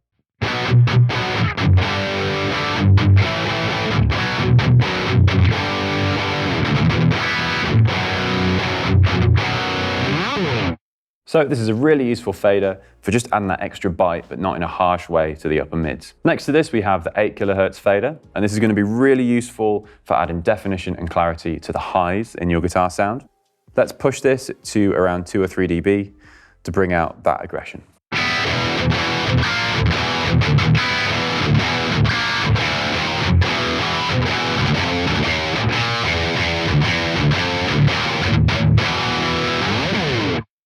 We could bring this down to around -3 and create a little notch there if maybe these are a bit too overwhelming.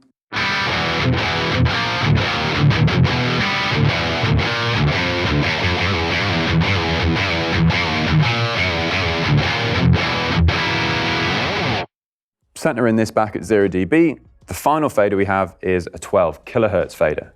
And this is really great for adding that sizzle and top end presence.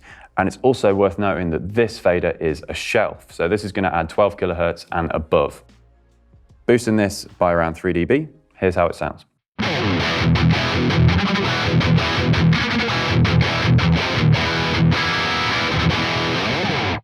Maybe you want to round off the top end of your guitar sound. We can bring this back down, and it's going to be a lot warmer on the top.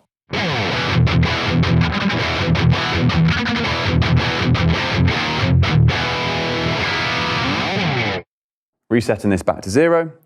The final control we have on the EQ is the low pass filter. And this can be used as a general high cut that can cut off anywhere all the way down to 1 kilohertz. With it set at 1 kilohertz, this is how much it's going to roll off, which is quite a drastic amount. So maybe you just wanted to take the absolute top off and roll off all of that kind of extraneous cymbal area of the spectrum. Maybe let's roll off to around 14 kilohertz.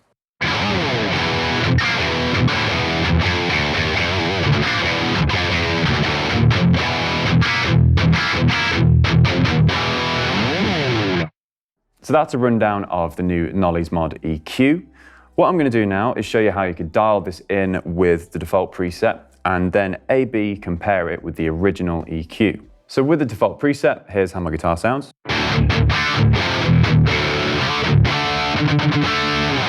What I want to do first is add a bit of bite to the top end, and I'm not going to go to the very upper top end at 12 kilohertz.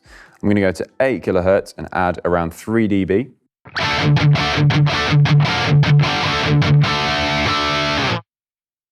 Bypassed, here's how it sounds. And with that in, just brought a bit of that top out. What I want to do is also play around with the 4.5 kilohertz just to add a bit more of that kind of upper mid highs area of bite.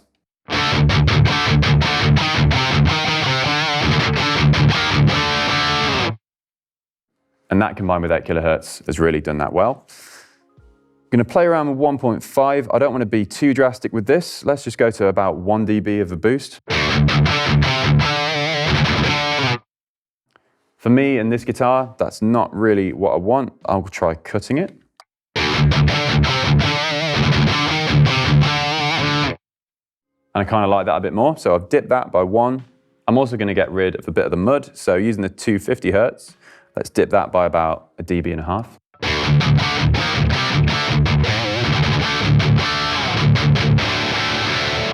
And that's feeling great. I might just round off the mids a bit as well and dip them ever so slightly. It feels a bit too heavy in the low end, so I'm going to use the high pass frequency control just to roll off the ultra low ends to around 60 hertz.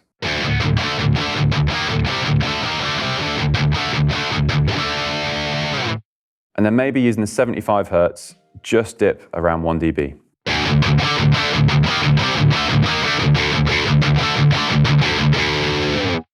And now the low end's been controlled a bit, I want to dip a bit more of that 1.5 because that still feels a bit hot.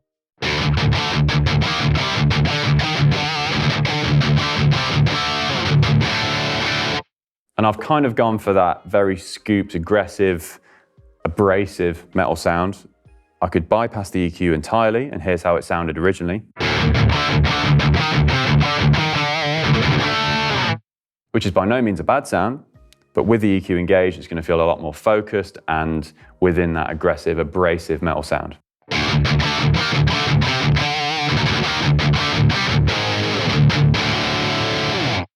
And what we can do, using the current fader's settings, is use this toggle switch to go to the original EQ with those same settings and hear the difference between the two EQ versions. So here's the original EQ with those adjusted EQ parameters.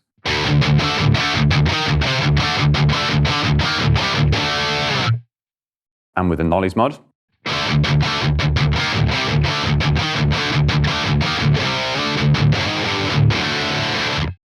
the original, Nolly's mod. For my taste, the Nolly's mod EQ suits those EQ choices that I've made, and that's down to both the Q values and their specific widths, but also the specific EQ bands for the faders that Nolly's chosen. This is a really handy update to Archetype Nolly X. Being able to switch between the Nolly's mod EQ as well as the original EQ adds a further layer of flexibility in fine-tuning your guitar sound. And on top of this, it's worth noting that each of these EQs is specific to the amplifier that you're using. So as you flick between them, you'll see that both their visual look and the fader parameters change depending on the amp that you're using. So that is the EQ section of Archetype Nolly X.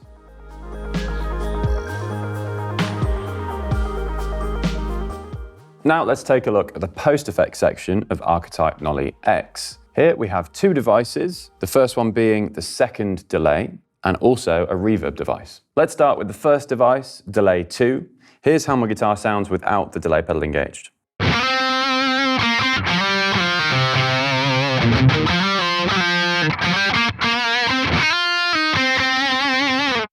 Now, with all of the default settings, I'm going to engage this device.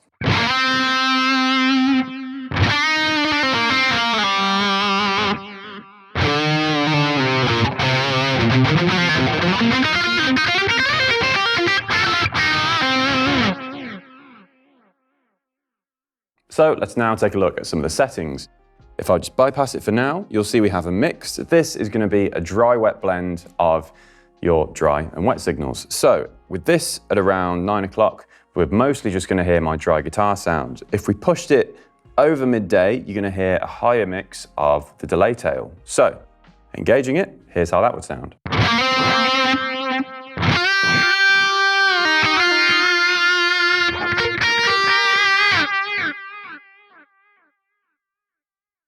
And if you put it all the way up, then you'd hear 100% mix of the delay tails.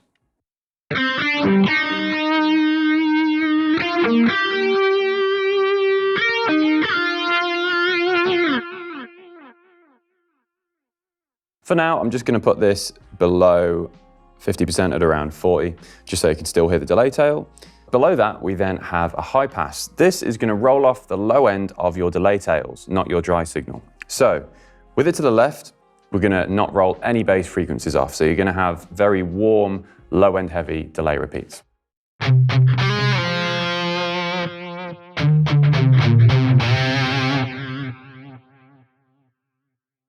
As we rotate this parameter, we're going to have lighter, less low-end heavy delay repeats.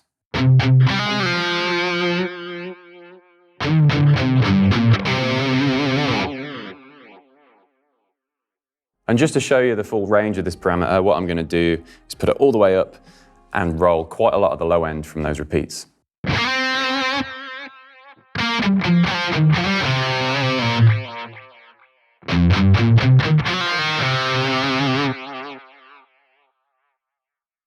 This can be a really handy feature on a delay device because it means that you can have delay repeats that are very obvious and intentional, or you can roll off all the low end and have something a bit more subtle that may not get in the way of what you're playing. For now, I'm just going to put it at around 10 o'clock. Next to this, we then have the time dial.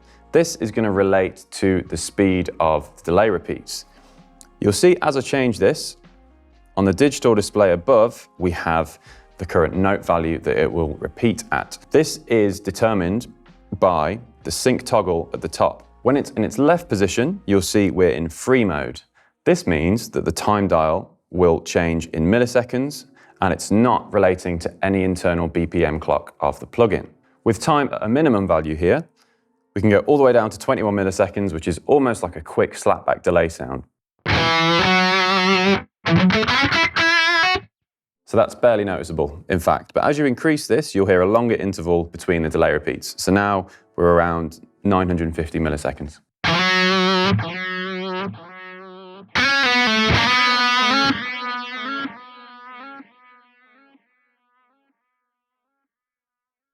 And this can go all the way up to 3000 milliseconds if you want. But let's move on to the next mode of the sync, which is the app mode. And this will show the delay repeat as a subdivision relating to the BPM of the plugin. So we're at 130 beats per minute in the plugin, and we're going to have a time of an eighth note for the delay repeats.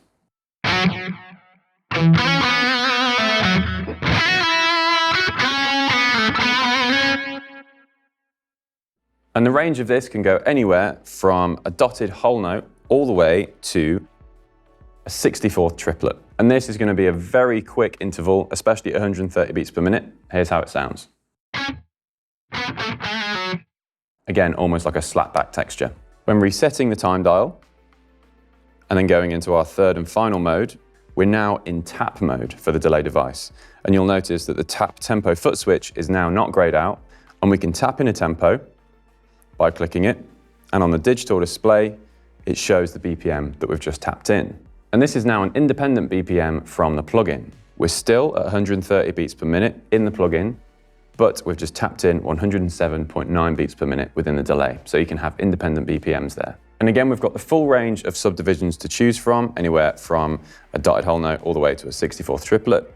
But for now, let's just choose a dotted eighth note at 107.9 beats per minute.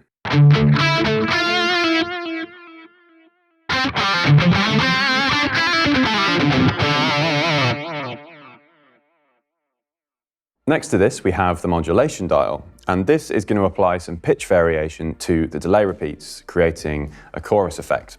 At the minimum value of modulation, there's going to be none of this effect applied to the delay repeats, so it's just going to be the same pitch as your dry signal.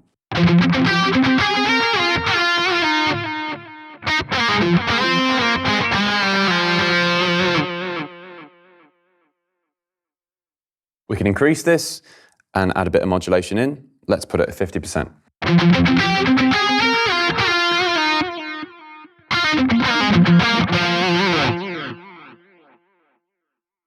Let's put it all the way up. And now we're going to get a more vivid modulation effect.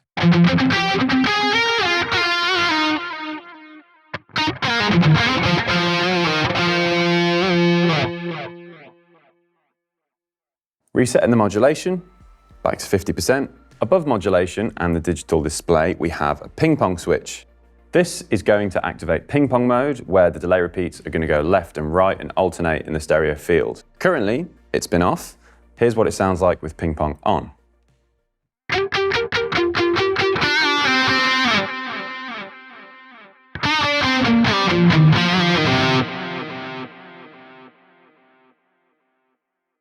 This can be a great little feature to toggle on if you want to add that extra width and liveliness to your delay sound. For now, I'm going to leave ping pong mode engaged because I like how that sounds. To the right of that toggle switch, we have a feedback dial. This is going to control the amount of time that the delay repeats go on for. Currently, it's set at around 50%. If we reduce this, we're going to have a shorter number of delay repeats.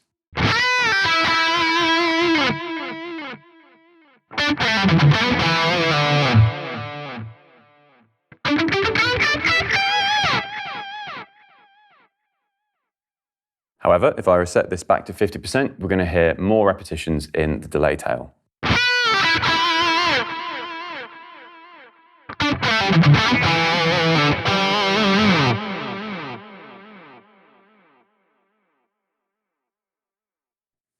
And if you increase feedback all the way, you're going to get a large amount of delay repeats.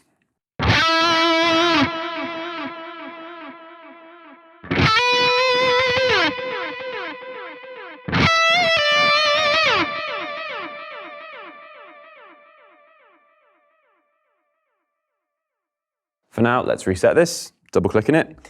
Below the feedback dial, we have a low-pass control. This enables you to roll off the high frequencies from your delay repeats. And this can be really handy if you don't want that abrasive harshness in the high end present in your delay repeats. With it all the way up, we're not going to be rolling any high frequencies off. Here's how that sounds.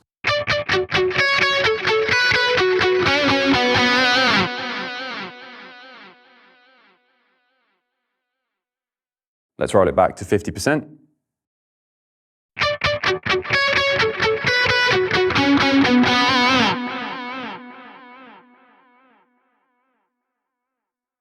And then if I roll this back all the way, we'll have some nice warm delay repeats.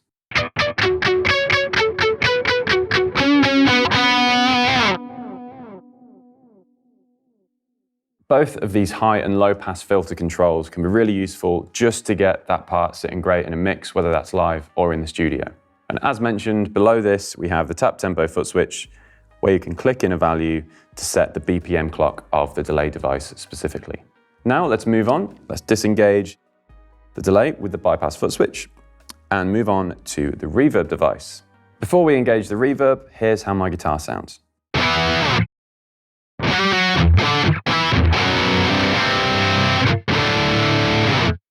And with all the default settings, here's how the reverb sounds.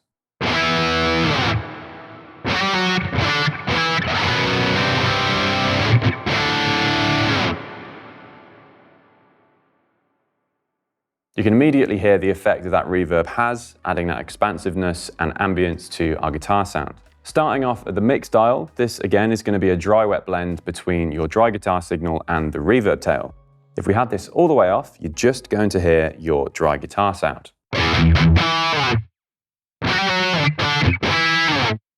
Let's increase this to around 10 or 11 o'clock, and you'll hear that reverb tail.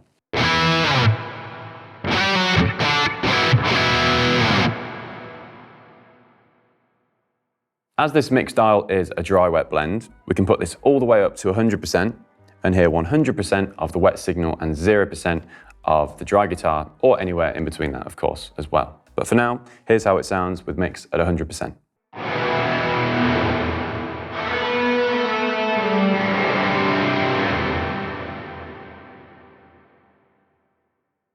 So you can hear there, this mix dial can be used anywhere from more subtle applications all the way to more expansive and drawn out ambient sections, or anywhere in between.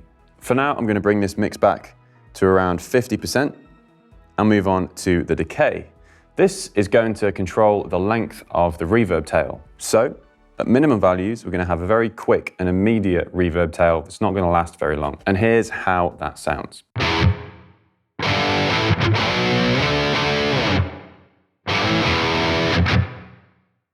We can increase this to around 50% and we'll have a longer reverb tail.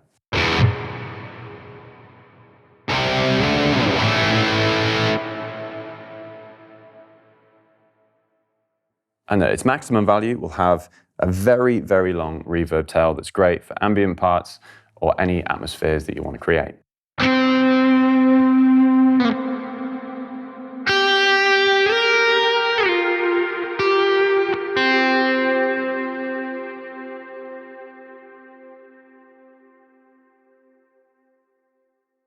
So I'm going to bring the decay down to around 50% and move on to the high pass. So similar to the delay, this is going to roll off the low frequencies from the reverb, not your dry guitar signal. So at its minimum value, we're not going to be rolling any of that low end off from the reverb tail. So you're going to get all that richness and warmth in the low end.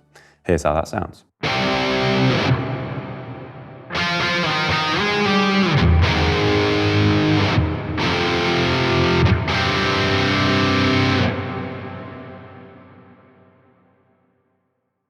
We can roll some of this off.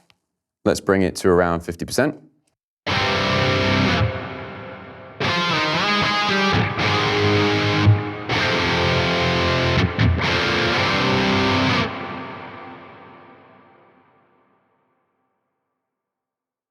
And at this maximum value of 100%, the high pass is going to be rolling off loads of that low end, and we're going to have a very light reverb tail.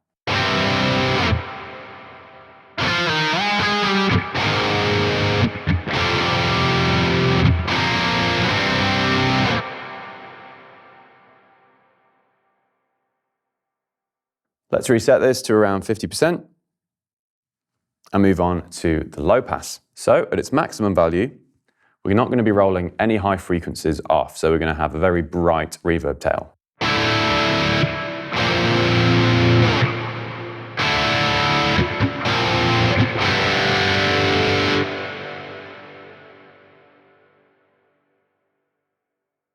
However, as we roll this anti-clockwise, we'll be making the reverb tail a bit darker. So let's put it at 50% and hear how that sounds.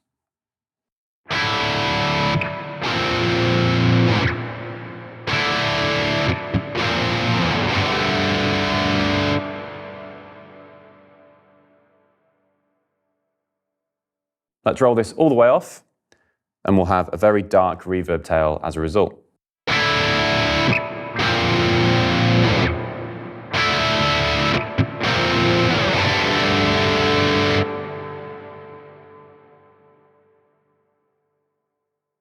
Having independent EQ control of the reverb tail makes it even easier to dial in this sound and make it perfect for whatever situation you're working with. So let's reset the low pass to 50%, and as is the case with all the devices in this plugin, we have a bypass foot switch to bypass it as well. That covers it for the devices in this post effects section. The delay and reverb units are designed to sound great together, so now let's create a sound using them both. So first let's engage the delay and hear how it sounds. So I like the rate, I'm just going to leave that as it is.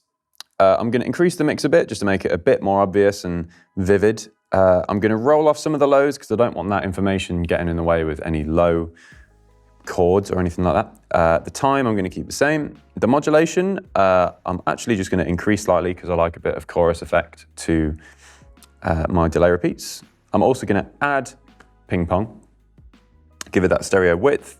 The feedback, I'm just going to bring back a bit because if any kind of chords change, that can get a bit messy. Then with the low pass, I'm also going to roll that off because I don't want that high-end information getting in the way. So let's hear how that sounds.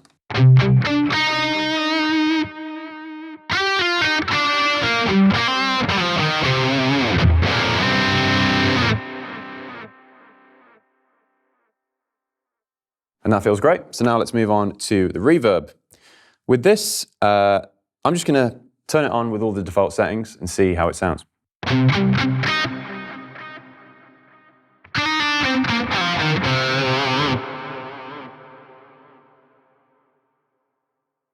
It sounds great straight away, but if anything, I'm just going to take off a tiny bit of the lows with the high pass, maybe bring it the mix just to give it a bit more ambience and space. The decay time is nice, it's not too long, not too short. And maybe just to give it a bit of brightness actually, I will let off the low pass a bit just to give a bit more high frequencies. So here's how that sounds.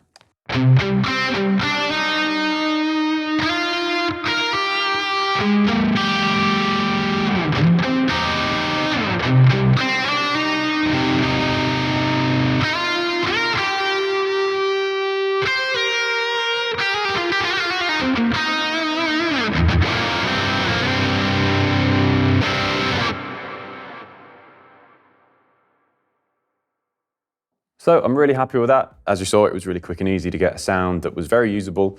But just if I wanted to bypass it and maybe compare it without, I've just double-clicked the post effects section, and here's how it sounds without. Let's bring it back in, double-click it.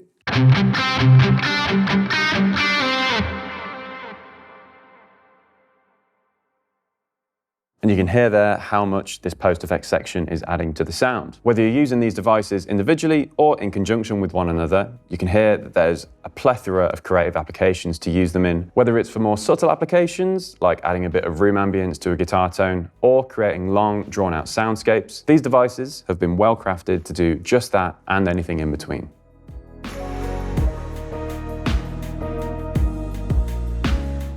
Now let's have a listen to some of the factory and artist presets included in Archetype Nolly X.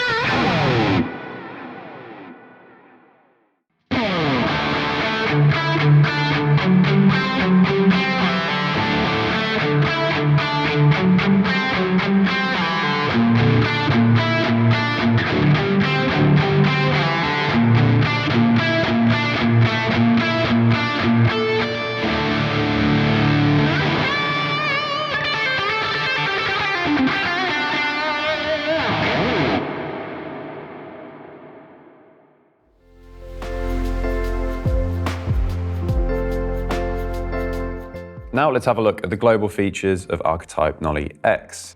Starting at the top left of the plugin window, you'll see we have an input meter. By default, this is set at 0 dB, and I've got a healthy level of signal going into the plugin as shown on the input meter. What you want to be careful of is to not clip the input meter, and this would be shown by a red indicator at the top of the input meter. If this was the case, you'd need to attenuate your input level. Next to this, we have the gate. By default, this is turned on and is set at -80 dB. If I bypass this with the toggle switch, you'll see there may be a bit of noise present. That's because we're using a lot of gain. You can always increase the gate or lower it if you want to either decrease or increase the amount that this gate is acting. Currently, it's at -65.9. Maybe I want to tighten that up a bit, so let's increase this to around -28.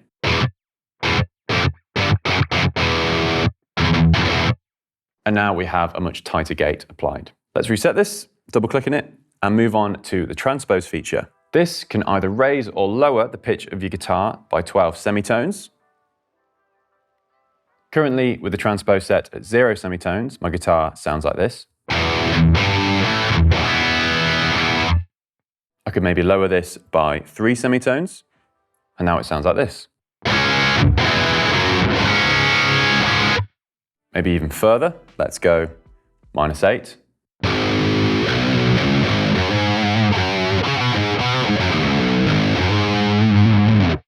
Alternatively, maybe we could raise the pitch of our instrument. Let's go +2 semitones.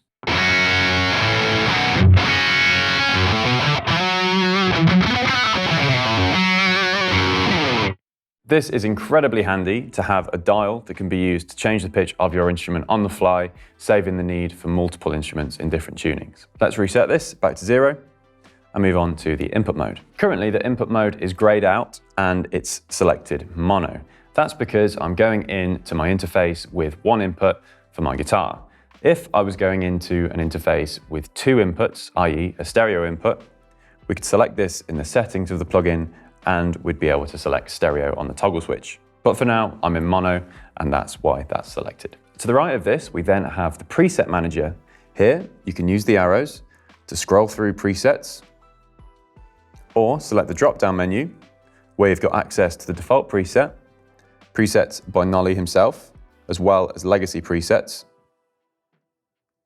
artist presets, and presets by Neural DSP. For now, I'm just going to go back to the default preset.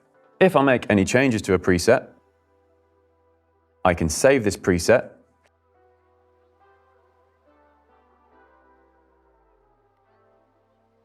And now this is available in a folder of user presets. I also have the option to delete a preset that I've made.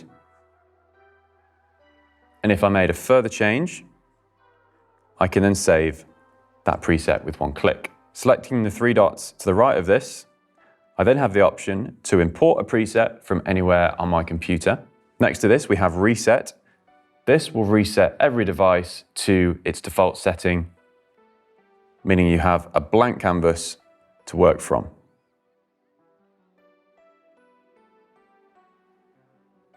And finally, locate file will take you to where the presets are stored in your file directory. Now I'm just going to revert back to the default preset and move on to the doubler. Enabling this will give you a stereo spread by delaying a signal and creating a wider stereo field. Currently, it's delayed by 6 milliseconds. And just to demonstrate this, here's what my guitar sounds like prior to adding the doubler.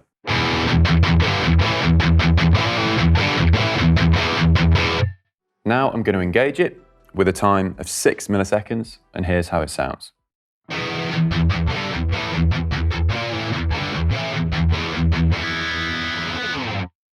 I could increase the vividness of this doubler effect by increasing the delay. Let's go to around 14 milliseconds.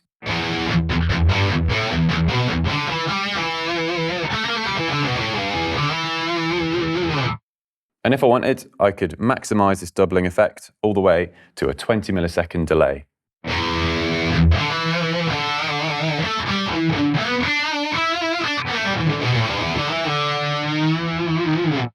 For now, I'm going to reset this back to 6 milliseconds and bypass it.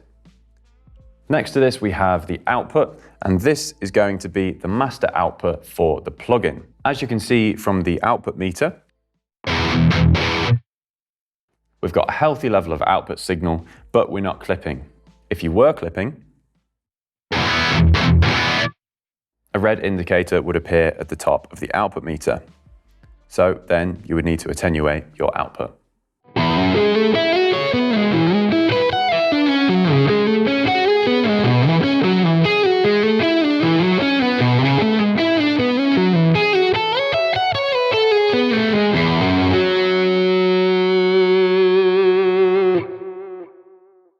At the bottom left of the plugin window, we have the tuner. Selecting this brings up the tuner window. At the top right, you have the option to close the window, but also an option to unmute the tuner, as by default, your tuner is muted. Below that, you then have the reading of your tuning in cents, but you can change this to hertz.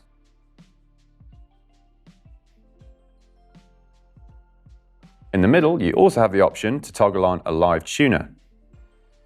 Toggling on this will mean that even if the tuner window is closed, at the bottom left of the plugin window, you'll be able to see the pitch of your guitar.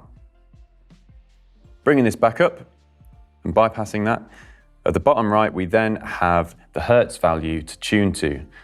Naturally, this is set to 440 hertz, as that's the standard for tuning nowadays, but you could type in a value and tune to that as well if you wanted. Closing the tuner window, next to that we then have the MIDI mappings window. Here is where you'd see any MIDI mapping information that's applied. Maybe you're using an expression pedal or an external MIDI controller to trigger parameters within the plugin. All of that MIDI information would show up here in a list. Closing this, we then have the tap button where you can tap in a BPM globally for the plugin. Alternatively, you can type in a value, and that will set the internal BPM clock of the plugin. Next to that, we then have the metronome. Bringing this up allows you to have a variety of settings to affect the metronome. The first control is volume, and this will set the volume of the metronome. Next to this, we then have a drop-down menu where you can select the time signature that the metronome will count in. This is naturally set to 4/4 time. We also have an option to change the sound of the metronome.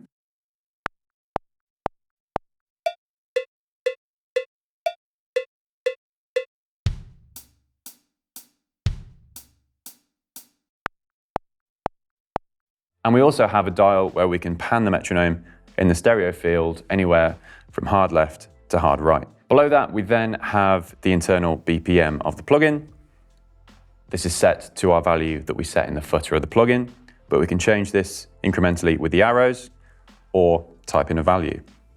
And of course, if you wanted to tap another BPM in, we could do that as well. We can select the rhythm of the metronome, anywhere from a quarter note, eighth note triplet, or a 16th note.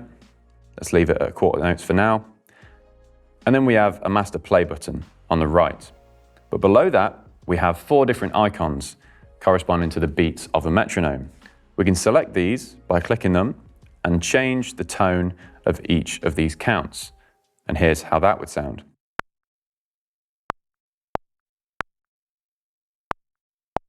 When closing the metronome window, we also have a master play button so you can play it without opening the metronome window.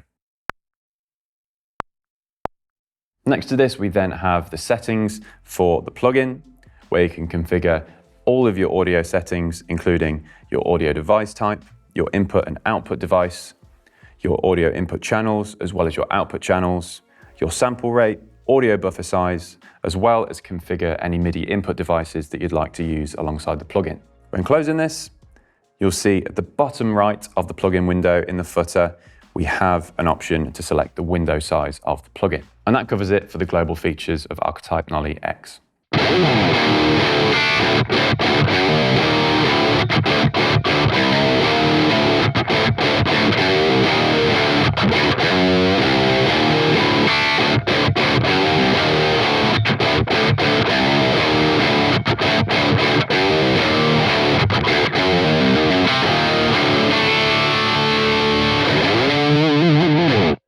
So that wraps up this deep dive into Archetype Nolly X. This meticulously crafted plugin allows you to unleash the versatile tones that have made Nolly a highly respected musician, producer, and engineer in the world of modern metal. With 4 impressively capable amps, a range of pre- and post-effects, and Nolly's signature impulse responses, I'm sure you'll discover a new world of inspiring tones, from crystal clear cleans to face-mounting high gain and everything in between. The updates in this X version, including the new cab options, the Nolly's Mod EQ, and the transpose feature, all take this plugin to the next level. Whether you want Nolly's signature sounds on tap, or you're looking to experiment with your own unique tones, Archetype Nolly X has all the tools you'll need.